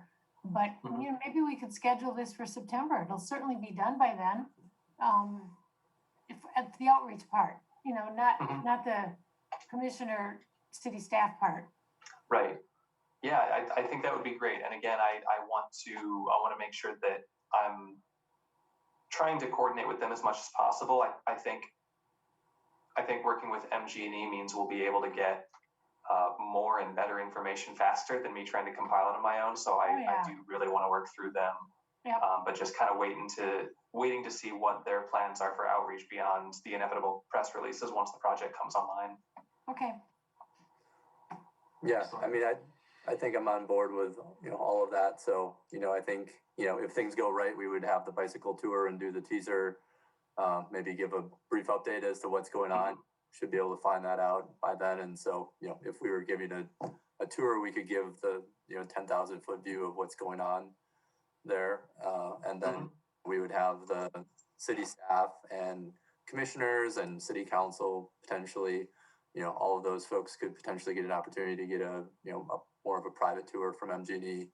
And then, you know, as city council had requested with our last committee of the whole meeting for RCC last February, you know, they wanted us to really do a lot of outreach on this. So I was, before Diane said anything, sometime between August and October would be a target for having a public outreach event.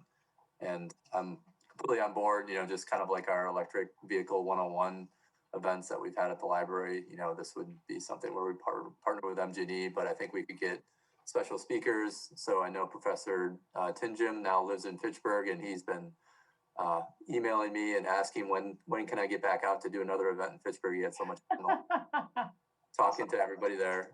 So I think we would, you know, could find some people like that are really passionate about it at the university level to ask, you know, kind of the, you know, big picture questions on solar and, you know, answer questions. You know, so I think you could have a really cool event, you know, with MG&E experts and UW-Madison experts, and then our input on that as well. I think we can do some really good things, and, you know, we'll continue to go from there in terms of how we do outreach on it.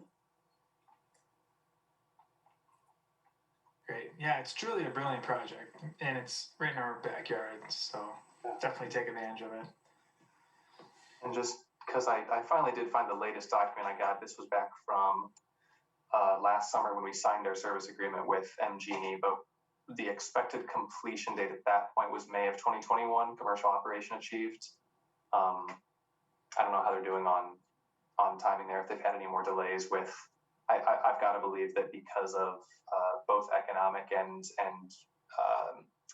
work constraints with the pandemic, that they might have been slowed down a little bit, but May 2021 was the latest I heard, and it's about time for me to figure out if that is still the plan. I haven't heard anything new. Well, something to kind of keep on the docket here, for sure. Yep. Awesome. Let's keep moving with the essence of time here. 4F, resolution R-55-21. Do we have a motion to approve that? I'll make that motion. Second, anyone? I'll second. Thanks, Kim, for seconding. And this is a resolution for a budget amendment for a change order for the Lake Barney stormwater study. And I think let's see, this starts, I'm sorry, on page 34 of the packet. Claudia, maybe a brief summary of that for the cause?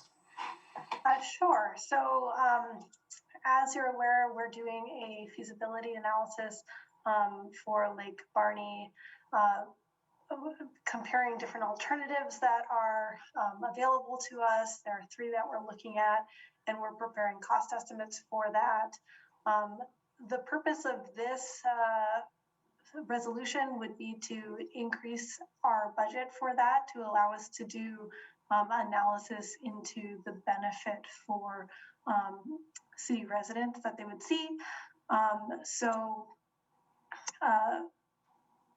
for example, devaluation of private property that might be avoided as part of this project. So I think that's really important to know not only the construction costs and the design costs and all of that, but also the benefit that we expect to see, so we can do a true cost benefit analysis of costs versus benefit to city residents. So pretty straightforward. Marty, I have 3 things. There's a typo in the 4th line in the 2nd paragraph. There's an A missing from the valuation of the Thayer property. Oh, I do see that. And I'm wondering why you just considered the Thayer property and not, as I understand it, there are several properties that are affected. So more properties than that would be considered for agricultural impacts.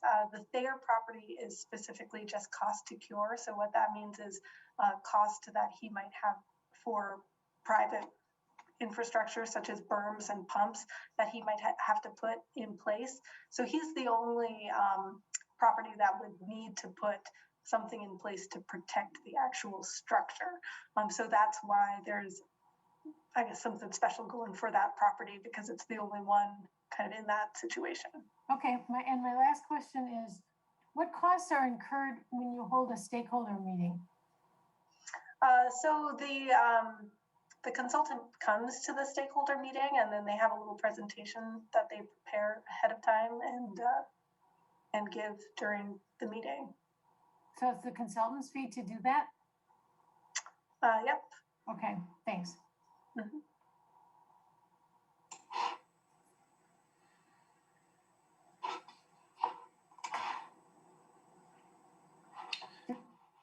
Any other comments on this? I feel like it's pretty straightforward. I see it's sponsored by Mayor Richardson. Do we have to take a vote? Yes. Yeah, if there's not any other comments or questions, I think we should put it to a vote here. All in favor of approving resolution R-55-21, say aye. Aye. Aye. Aye. Any opposed? Say nay. All right, motion carries to approve resolution R-55-21, and I see this gets moved to finance tomorrow, and that should be it. Thanks, Claudia. Hope that helped you. Looks like we're about 6 minutes behind here. Hopefully we can catch up here pretty quickly with this next one, 5A. It's pretty straightforward. The final 2021 calendar of events is included in the packet. There was a couple minor additions to it, mainly just making sure that I guess the previous months made sense to where we're at in the month, but or where we're at in the year. But it's in the packet, and really it's going to be a tool for the preceding chair to lead and create these agendas for you guys. I know it's helped me create the agendas, and it's a good roadmap and a good documentation of the years past as well. So feel free to bring up any comments you have for the next 2022 calendar of events for the next year, but I feel like we've beat this thing almost to death, and we don't have any, I don't think we have to motion to accept it. I think it's just, it is how it is. So Yeah. Looks good, Nate. Thanks for working on that. Good job. thanks. And would you circulate a copy to us, please? Yes, I will circulate a Word document so you can edit it for next time. No. This No? is final, right? This is. no Well, changes? yeah, no, Future it's use. final. I was Yeah. just thinking if you wanted a Word document for next time, but Yeah, I can do a if you PDF. could, if you could just circulate it so we have one for reference, Yes. please. Yep, will do. Put that on my to-do list. Excellent. Let's keep it moving. 5B, the excellent and exciting waterway cleanup event that we previously talked about at last meeting. And I think I saw that there were some great looking maps in the packet that we can reference. But Claudia and Ron, if you want to just kind of take over your thoughts on this one. Yep, so Ron, maybe I'll go over the logistical piece of it first, and then I'll hand it off to you to talk about the wheelchairs organization. Okay. Okay, perfect. So I guess for starters, just to verify the folks who have signed up, Diane did take a look at the area near Nine Springs that she was originally thinking about leading an event, and it looks like that area is under construction. So thank you for going and taking a look at that, Diane. So she requested to be put on Yarmouth Greenway instead. So the way I have it written down currently, and we can shift this as people would prefer, I have Chris as the leader for Swan Creek, along with Shelley, Kim as the leader for Quarry Hill, and Rick, I think you were going to volunteer to help Kim with that. So that's great. Kim's excited. So that's awesome. Yarmouth Greenway, I had Diane as the leader and then myself. And I think you should be I think it makes more sense for you to be the leader. I wasn't actually offering to be the leader, but okay. The leader usually brings the supplies, and since you'll be having the supplies, so I'll bring the supplies anyway. Sure, yeah, I can do that. And I'll just circulate something in the neighborhood. Okay, perfect. And then for the Duns Marsh area, I had Ron as the leader and Gabriella in that area. I know, Gabriella, I think you originally said Yarmouth, so I'm not sure if you're okay with that switch. But... I'm down for anything, so okay. Happy to do Duns Marsh. Perfect. We're not stopping for any clovers. I'll restrain myself.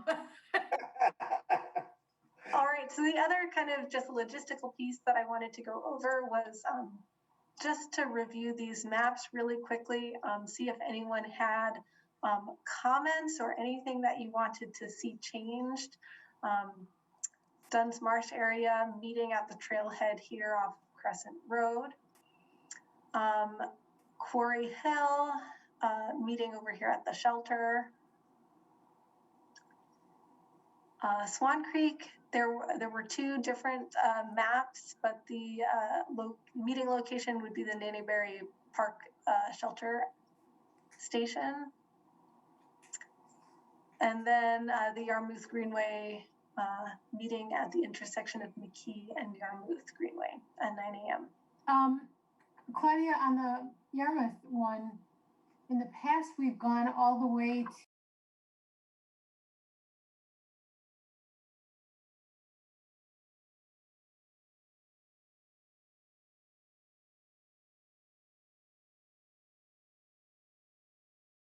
staff from the golf course come out to where the creek meets the bike path. So they do that little bend going back to the right. Oh, sure, over here. Yeah. Yeah. But I think we could possibly do the bike path too. I can't really tell right now because of the snow, but I don't think there's a lot along there. Most of it is along the creek that you've already indicated. We haven't gone across the street before, but I think that's a good idea because when I've walked around there, when there isn't any snow, there is a lot of debris.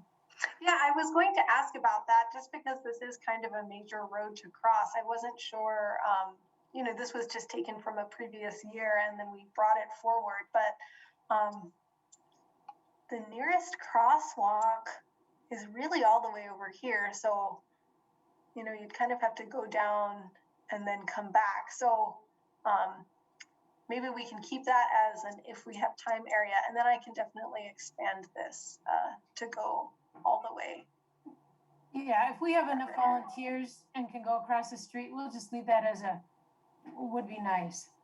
Sure, okay. Or, you know, I mentioned to you, I don't know if you were able to get something in the Star about this, but the church on the other side of McKee has adopted a cleanup, has organized a cleanup in the past, and that they're on that side of McKee Road. Sorry, so what were you suggesting? Well, we talked about you putting something in the March issue of the Star, inviting groups to contact you if they wanted to organize a cleanup. So, I mean, if for example, if the church does, if they want to do that again, that would be a good area, one good area for them to target. I know that I think Hy-Vee or Target organized a cleanup in their area one year. So, you know, just some things to keep in mind. Oh, sure. Mm-hmm. And I think what I put in the Star was kind of save the date for the date and time, and then also the rain date and time for the waterway cleanups. And I gave a web page to visit, and on that web page, I'll be sure to upload these maps so people can take a look at them and make sure they know where we're meeting ahead of time. And then I told folks if they are interested in leading a cleanup to reach out to me as well. Good, great. So yeah, that's what we have here. And Claudia, just one thing real quick on the Yarmouth one. The reason I think the map may have come from when I was working with All Saints Lutheran Church. That's why we did the stretch south of there. We may have met at the church parking lot and then walk, up the Greenway and back. But one other, another potential good, possibly a safer meeting location might actually be where Longford Terrace crosses over the Capital City State Trail, where people can park up on Longford Terrace and then just walk down the bike trail, and then we've met right there at the base of it. That might be a little bit, depending on how many people might drive there versus just walk down to it. That might be a slightly better meeting location, just because traffic sometimes gets a little bit crazy right by the intersection of Yarmouth and McKee Road. But those are just a couple of. If you actually, Claudia, if you moved that meeting location down a little bit further, let's see, that would be north. We've done that before, so we're off of the intersection further, and the few people that drove, that worked out okay for them to park. That area right along there tends to have a lot of Glass bottles. Yeah, and so it would be nice to get the concentration of people in that area rather than having them have to walk from Longford all the way over there. So maybe just move that Star, just move it down to about that first green circle. Oh, so maybe here, that's where you're thinking? Yeah. Yep. Okay, is there? There's a utility, there's a water well parking lot on the other side of Yarmouth, but there's plenty of parking along that side of the road, so that I don't think that'll be a problem. Most people in the past have walked. You'll be driving because you'll be bringing because you can't walk, but you'd be bringing the supplies anyway. But okay, yeah, I can definitely make that change. Well, Dakota can make that change. And did anyone else have anything you wanted to change with the other maps? Was everyone else happy with their meeting locations? Yeah, in Swan Creek, I'm happy with the meeting locations. I'll take another look at the maps and make sure that we can, I might print them out and just see that we can, because normally we just have a lot of volunteers and I highlight a section and send people to it. Okay. So, and we've had I expect that we're going to have 20 plus volunteers for this year. So it's all about, finding a good spot and sending people to those to cover all of our different approaches into Swan Creek, and trying to split that up. So I think I have enough to go off of, but I'll let you know if I need anything more. Okay, great. And then in terms of printing out the maps, I know, Chris, I believe we've printed the maps for you because of how you run that. Do you think 10 printouts would be sufficient for you, Chris, or? Yeah, I think so. 10 printouts. And then for everyone else, I was thinking maybe just 2 printouts per group. I think probably the other groups will stick together a little bit more. Yeah, that's fine for me, Claudia. Okay. Claudia, for Yarmouth, what I've done in the past is when people show up, I just direct them to an area or give them a couple of options, show them the map, show them where we can go and where we can't. So they don't, once they look at it, I usually have it on a clipboard, and once they look at it, that's it. So they don't need a copy. Oh, okay. So maybe I'll just have one printout for that then. Maybe, yeah. Okay. That works. Then Claudia, do you put together like a waiver too? Would that be part of our packages? I mean, I think that, that's still our plan and policy. Yeah. Have people sign a waiver. So if you could put those together, that would be awesome. Yep. So what I'll do is I'll put together boxes, and I think we'll just do it similar to last year, where the boxes will be available for pickup by the leader the week prior. So anytime Monday through Friday during business hours, just come to the front desk and let them know your name, and you'll be able to pick that up. And perhaps in the interest of time, I'll verify how many vests and how many gloves and all of that everyone thinks they'll need. I think usually Chris obviously needs the most, and then we do a smaller number for everyone else, but we can communicate that through email. Just a clarification for our new folks who haven't done this before. You don't need to, there'll be a clear bag for recyclables and a not clear bag for trash. You don't need to remove that from the area when you're done. You just need to take it to the street, and it'll be picked up by city staff, so you don't need to cart it home and dispose of it. Right, and that's a good point. So what we would ask is that it gets put in one consolidated location. I honestly don't remember how this was done last year. Was it at the meeting location is where those bags were placed, and then Mark comes or someone in the crew will come first thing on Monday to pick those up.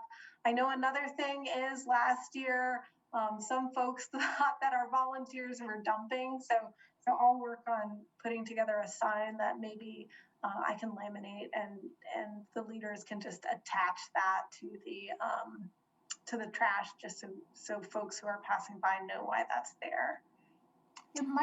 Sometimes some of the things that we've pulled out of Yarmouth Creek have been rather heavy, and there are usually many bags of trash and a couple bags of recyclables. It gets a little cumbersome to try to get it all in one spot, but if it's in groups along Yarmouth Greenway, I think it should be pretty easy. One year we had to leave some along the bike path, but I think as long as you communicate that to whoever's picking it up, that should work out okay. Yeah, I think that would be fine, as long as it's adjacent to the bike path. I think that would, because they can drive to the bike path. Yeah. So I think that would work.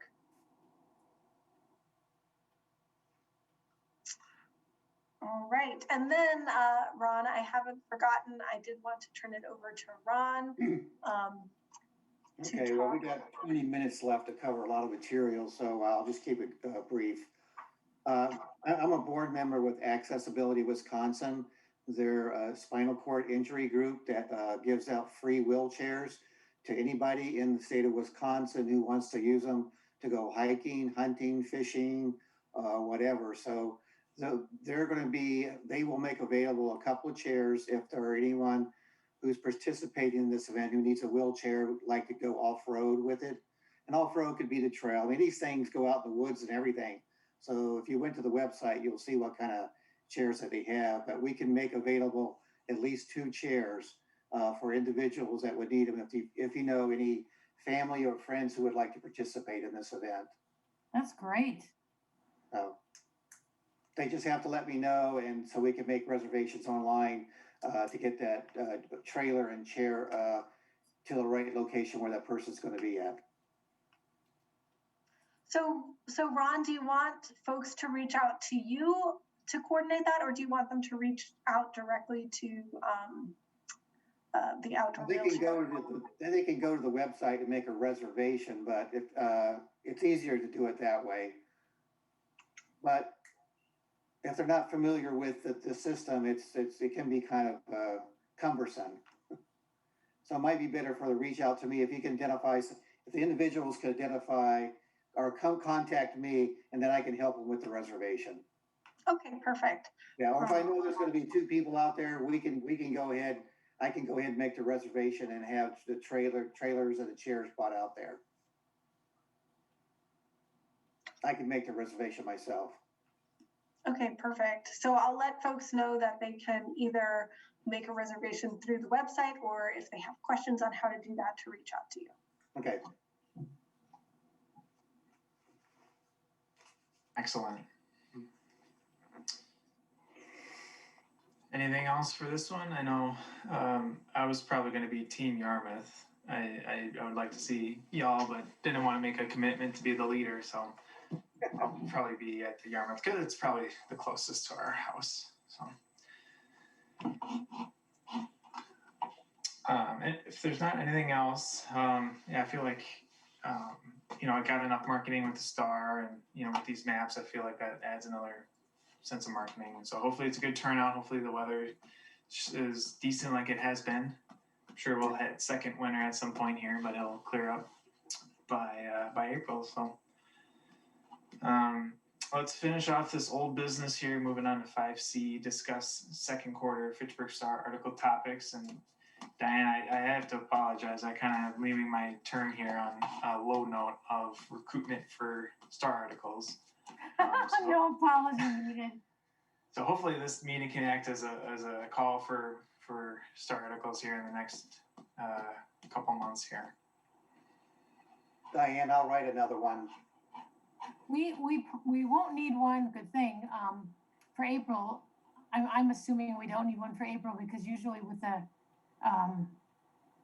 election coverage, they won't have space. At any rate,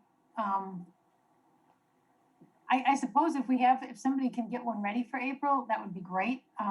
As far as I know, we don't have one in the March star, so maybe we should get one ready for April. Chris, you mentioned writing an article on places that people can take their electronics or recycle, instead of our shred day and e-cycle day. You were going to write an article on other options for folks. Are you still planning on doing that? You're on mute. Yeah, I could do that. Okay, that would be great. And other people, do you have ideas on what you'd like to write on and when? Like I said, we Yeah. probably should submit one for April.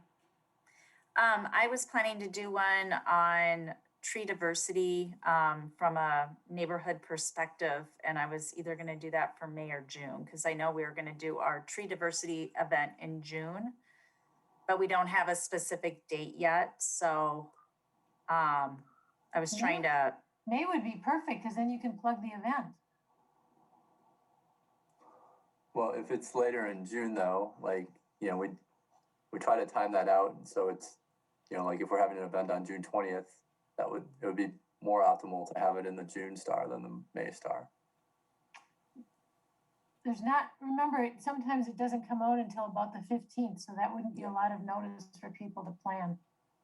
Yeah, I mean, I was just throwing a hypothetical out there if it was in the last half of the month. Yeah. I think we could get the article prepared and then put it into the edition that makes the most sense. Into the hopper. Yeah. Okay. Diane, do you know if anyone's done any articles on birds improving avian diversity in your backyards or in your neighborhood? No, they haven't, and that would be I think that would be a great topic. Okay, I can do that. I can do that for June, or I might probably write it up for May if you need one for May. Well, why don't, between you and Kim, maybe we have May and June covered? Right? If Kim needs Yeah. May, then, and Ron, you can fall to June, or vice versa. Does that sound like a plan? Yeah. Yes. Okay. Anybody else? I'm gonna tell the Star that we won't have one for April, just to give Jim a heads up. I mean, we promised that we would do 9, so I don't think it'll be, we've missed March, and we'll miss April, and that only leaves us one other month to miss, unless somebody has either other has an article they'd like to put out. Rick, are you gonna write an article for us? I could actually. There's kind of an interesting. Claudia had hosted the rain garden workshop in Fitchburg last year, and I've been involved with that through the Madison Area Municipal Stormwater Partnership I&E committee for quite a while. This year, because of the pandemic, we're actually it's basically 3 1.5 hour video sessions. So we just had the second one last Tuesday, and I gave a presentation on that for basically highlighting a number of different projects in Fitchburg. So I gave the construction portion of the rain garden with highlighting the community rain garden in front of the community center as one of the sites that we worked on constructing. And then the next session is not this coming Tuesday, but the following Tuesday. We'll be going over maintenance of rain gardens. So anyway, once that's done, Crystal Campbell, the Stormwater Education Coordinator, is actually going to be posting those videos on the mamswap/rippleeffects.org or .com webpage. So those will be available to the public. Normally there's a $10 fee for the in-person sessions, but we've got some really, I would think it would be pretty interesting Fitchburg history of rain gardens and some of the work that I had done with Roger Bannerman, who just recently passed away. Working with DNR and USGS. Really the father of rain gardens in the area. But I'd be happy to write an article for the April edition if there's interest in that. I think that would be terrific. The only caveat I have is Jim is pretty big on making sure that it's persuasive. So in addition, I understand. Okay, thanks. Yeah. That would be great. I'd be happy to do that. Good, thanks. Time frame, Diane, do you know what the deadline that I need to get that to Jim? Or I guess, do you want me to circulate that to commission members before it gets submitted to Jim officially? I think that would be great if you could. We try to get it to Jim by the first Friday of the month that we want it published. Do you want me to look at the calendar? Let's see. April 2nd. Yeah, April 2nd. Yep. Thanks, Rick. That's great. Yeah, no, I think it's a really interesting. One of the things that I've really found interesting is the Fitchburg recycling drop-off site rain garden. There's some really interesting history that I just recalled as I was going through photos that Claudia was able to forward over to me. So just things that you wouldn't expect to have happen, and just interesting. And I guess part of that, I'd also be able to throw in information on Fitchburg Stormwater Utility Credit Program and the Creek Supporter Pledge Program, which Gabriella might be interested in. That there's actually an incentive to plant trifolium repens in with which is basically Dutch white clover in with grass, turf grass. Good. Sounds great. Thank you. All right, Nate.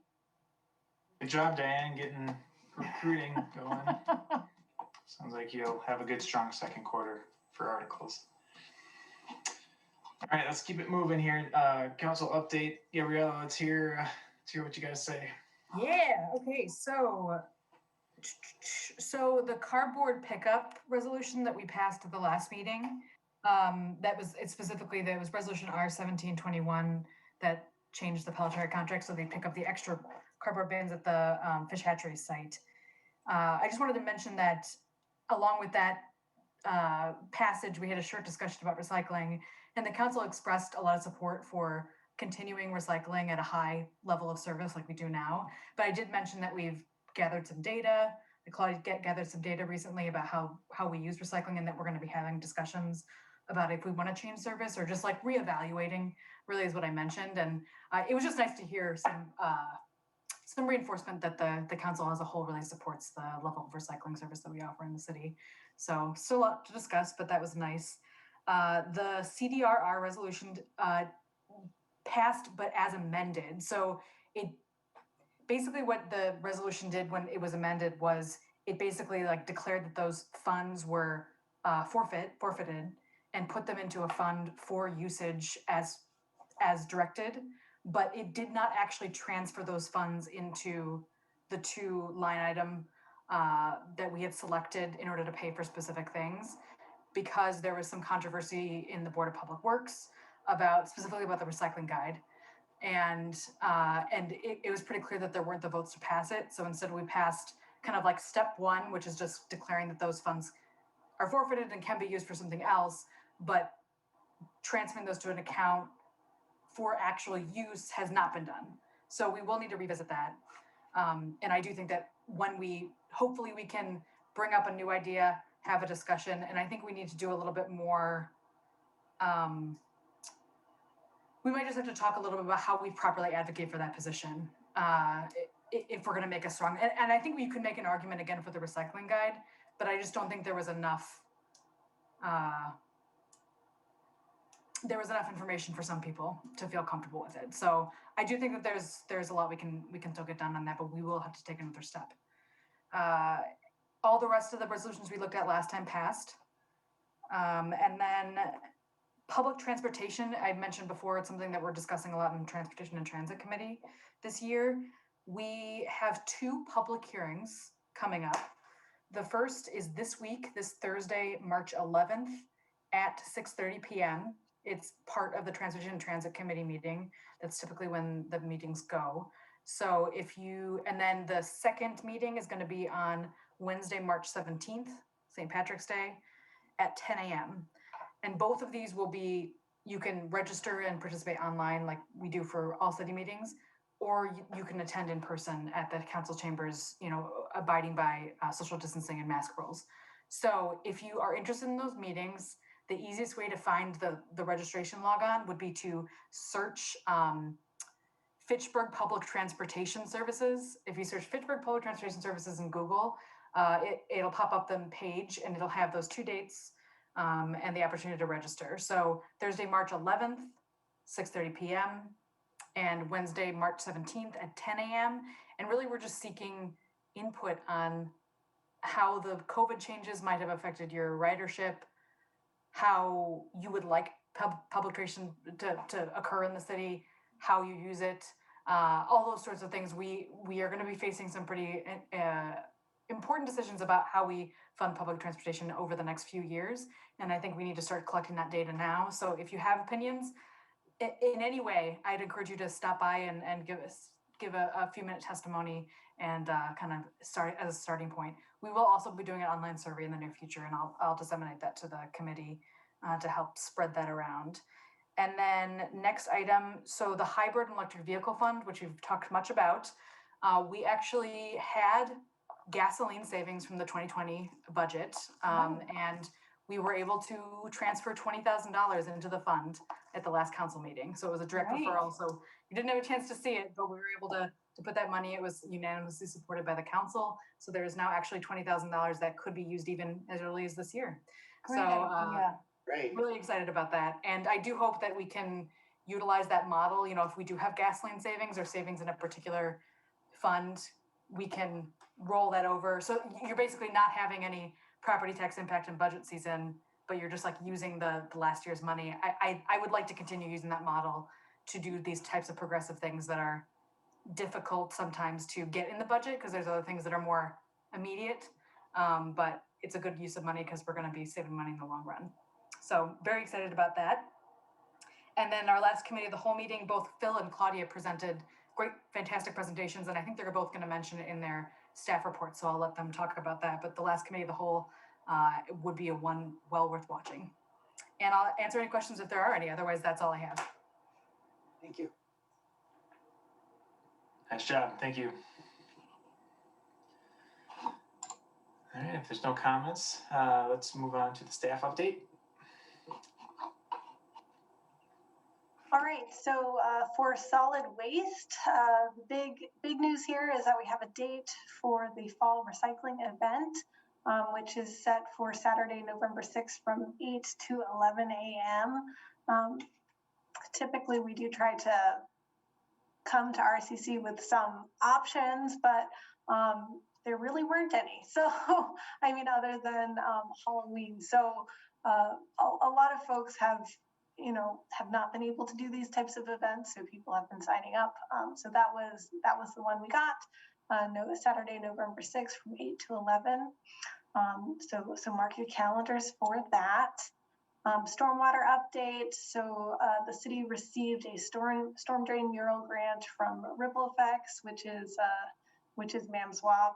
That's just their the public facing name because MAMSWAP is a little bit of a mouthful. And that grant will allow us to paint a storm drain mural in the Terravesa neighborhood in late summer or early fall. So really excited about that.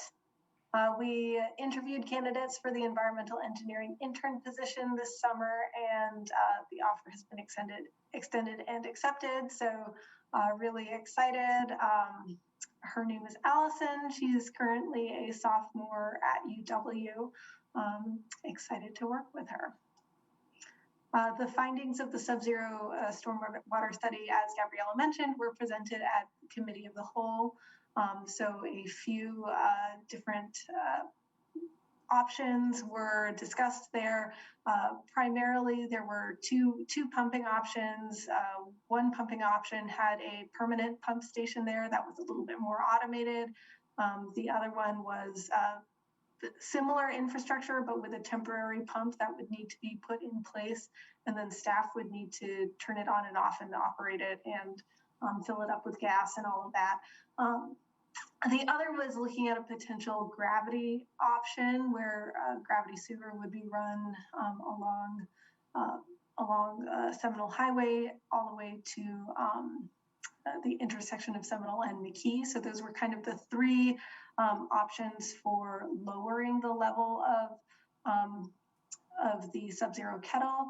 And then the recommendation was to do the permanent pumping station.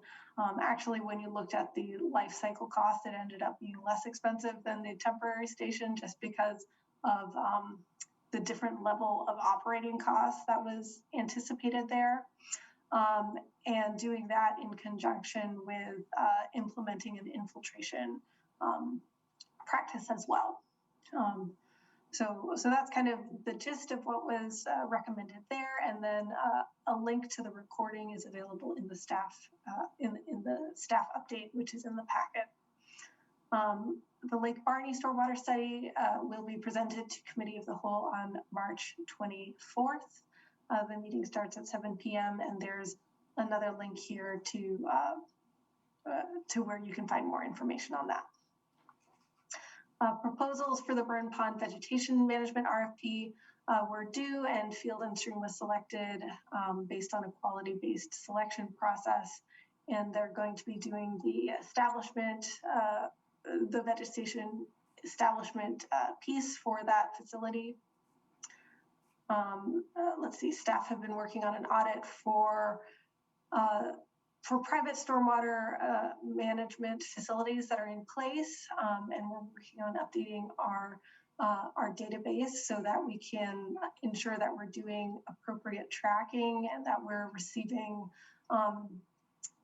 the appropriate annual reports that are supposed to be being done for those facilities. So making sure our program is robust for that. And then on Wednesday, the annual erosion control training, where the target audience is, again, contractors, designers, and inspectors. And then obviously we've reached out to RCC to see if you're interested in coming as well.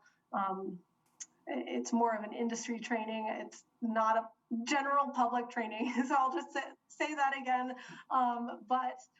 Yeah, I looked at the sign up the other day and we have 80 folks signed up. So I thought that was really cool.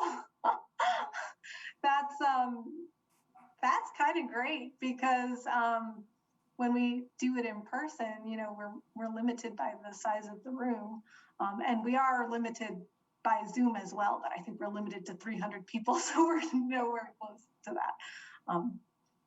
So yeah, I'm going to be running through my presentation again tomorrow. I did today, and it was very, very, quite a bit longer than the hour and a half, so I'm going to have to trim. Claudia, will FACT be recording that? They will be recording that, yes. Okay, great. Mm-hmm. All right, so Phil, I'll turn it over to you for the sustainability update. All right.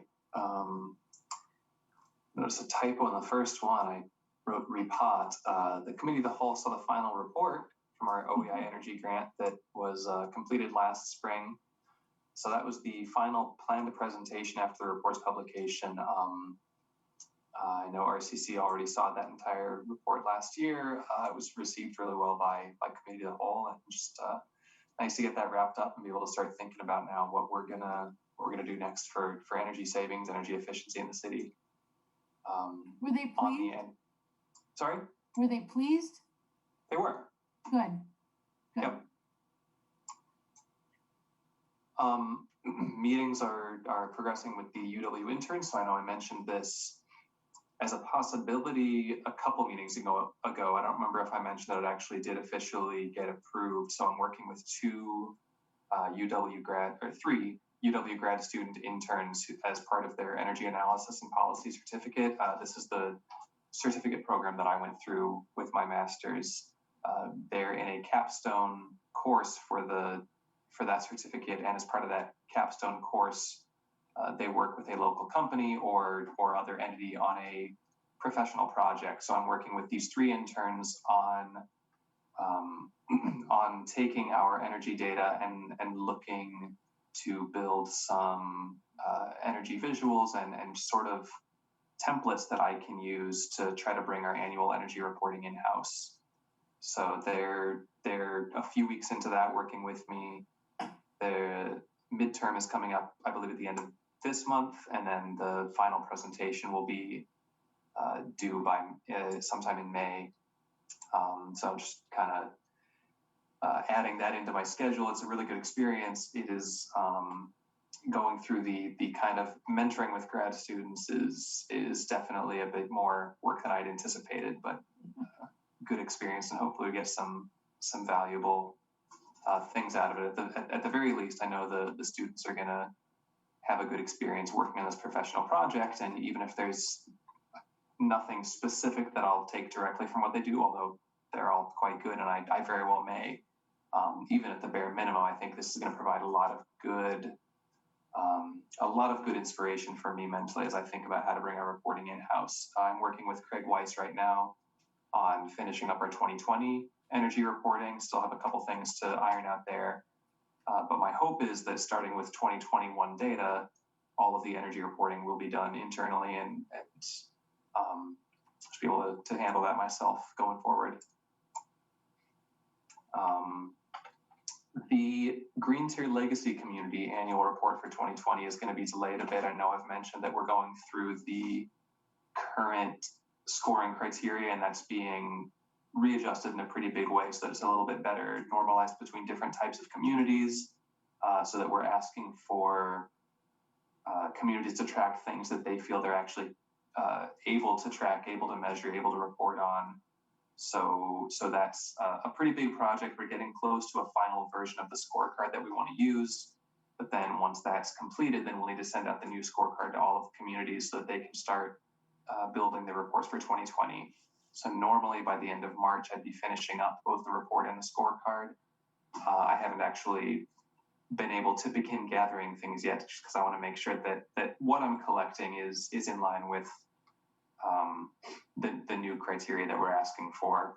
And just as one example of the type of change we're looking at, previously there was a score for, are you a tree city USA? Are you a bird friendly city?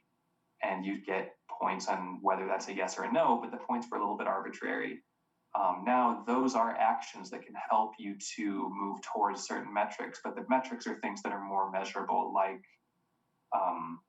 what's the volume of waste collected annually by your waste manager? What's your overall municipal energy usage? Things that are easier to measure, easier to benchmark against, easier to track year to year. And then there are supporting actions that feed into each of those metrics. It's a little bit more like what you'd see if you're familiar with like LEED certification, other kind of quantitative certification standards. This has a little bit more of that feel now. The Eco Challenge, I know this is something that we went through once last year, and I think Fitchburg staff had done this in the past. But for April, for Earth Month, Eco Challenge has a new event coming up. So I've signed up for that, and I'm going to start sending out some mailers to city staff in the next week or two to try to put a team together and see how Fitchburg can do against local teams, and just kind of use that as another opportunity to inspire people to think about their behaviors on a more regular basis. So looking forward to that again. It's a nice little change of pace from some other things. And regarding a couple questions from the last meeting, Diane, that you had brought up, I had kind of dropped the ball on following up with those. One of them was water utility bills. That there was a question late last year about trying to incorporate some annual comparisons in resident water utility bills. I did reach out to finance about that. I was informed that the utility has budgeted $20,000 in this year's budget for a customer portal to be developed. Tracy Foss is procuring a vendor for that portal. So Carrie said, look for that. So will that, actually what I was looking for is what you first mentioned, a comparison on your water bill when you receive it, like MG&E does now. They tell you what your last year, your heat units or whatever they call it. So will there be something on water bill or on the bill? I'm not sure that it would be so easy to do on the water bill itself. When I reached out to, it was either Tracy or to Phil Mannion, it sounded like that might be a little complicated to do on the bill itself. But with MG&E, you also have that annual comparison on your online portal. When you log in there, you can see those month to month and annual comparisons. So that's my understanding is right now that would be how we would have that annual comparison is on your customer portal online. I don't know anything about plans to put it on the physical paper bill itself. Okay. All right. Well, thanks for looking into that. The other question had to do with the sprinklers at the fire station. Did reach out to Chief Pulvermacher about that. He said that this was something when the landscaper was fixing some landscaping issues at the East Fire Station. They put some pre-placed sprinklers there on a timer. Those sprinklers are no longer set up on that timer. The fire station is taking responsibility for watering, and they're not putting things on timers. There's not an irrigation system. They're watering as needed. Good. So they won't be turning on the hose when it's raining. He also said just as an FYI, we haven't been watering since it snowed anyway. So it sounds like there shouldn't be any more future concerns with that. Thank you for checking into that also. And then one final thing I didn't put into the notes, didn't make the packet, but with the Climate Champions Awards that we got last year, we received, I know Claudia got, I assume actually, did you get that plaque mailed to you yet from the Office of Energy and Climate Change? I did. It's sitting on my desk, and I have to coordinate with the building stack to post it along the other ones that Rick has up there. So I had asked, I have a thought for you. I had asked Mike Zimmerman and Misty Dodge about we also got a bunch of window decals for our energy related climate champion awards. And I reached out to Mike and Misty and said, hey, we have these window decals. This would be a really cool thing to display, but I don't know if there's city policy regarding putting things in windows. That's if we try to avoid putting anything in the windows like that, it would be nice to have in some buildings when people enter.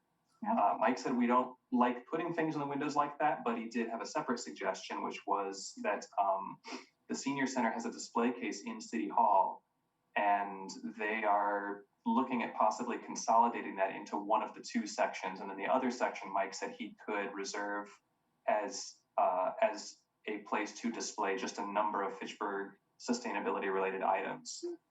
So that's a place where we could, the stickers can go in there. We can put in news clippings and any other plaques. Claudia, if there's not room on the wall for that plaque, at some point, Mike is going to let me know that there will be some display case room available, and it could go in there as well. So I'm going to start thinking about things that we can put into that display case that really highlight Fitchburg's efforts on just the various aspects of sustainability. I think a lot of news clippings would probably make sense. Something like the Forest Edge Elementary being net zero, the Leopold recycling program. There's a lot of really cool things that it would be nice to highlight in one central place. Yeah. So all sparked by Claudia sending out that email to register for Climate Champions Awards. So that is paying off dividends in a big way. Good job. Yeah, that's awesome. Nice. Any questions for the staff update here? Good job. Thanks for the update. I know you guys have been working remotely, right? So still getting work done. That's awesome. Well, it's 9:09, so it's time for announcements. The next RCC meeting that we have scheduled is tentatively for the second Monday in May, because April we're taking off here, so it's May 10th at 6:30. If you'd like to watch the meeting, there's the link below. If you want to participate from home, like we have our guest Rick here doing today, thank you, Rick, for showing up. You can do that too. And if you want to show up in person, feel free to contact Claudia and we can make arrangements for you. Other than that, my last announcement is, I've enjoyed chairing this commission and getting to know each and every one of you, and I've enjoyed my time here, and I wish every one of you the best, and I'm sure I'll be seeing you in the future here, but not as a commissioner. Hopefully I'll be back as one in the future, but gotta step down for a little bit, and wish Thanks, everyone, Nate. yeah. Thank you for everything you've done, and actually, Claudia and I will see you at the cleanup, water cleanup. Yes, I'll see you guys at the cleanup, and I will still help prepare the next agenda then, which I'm assuming there'll be a topic for nominations and then elections. Is there an update on if there's a replacement commissioner then? Or I haven't seen any applications come in just yet. So if anyone's interested in applying, go to the boards and commissions section of the Fitchburg website and throw in your application. We'd love to see some. I'll be trying to put out a Greenie News this month, and I'll put a notice in there about the opening. That would be great. Perfect place. I think I'll post something in Swan Creek. See if on our Facebook page I can net somebody that wants to get involved. Right. I'm sorry to leave you guys hanging. I'm sure there'll be someone, if not multiple people, that you'll have to pick from. We know where you live, Nate, so if we don't find anybody, we'll be knocking. Well, that sounds all right. Thank you for everything that you've done in your time with RCC. Yes, You're thank welcome. you, Nate. Thank you, Thank you, Nate. Nate. Thanks, guys. Well, we'll see you guys soon. And if there's no other comments for this meeting, I'll adjourn it, and we'll talk to you guys soon. All right. All right, good night. Right? Good to see you, Rick.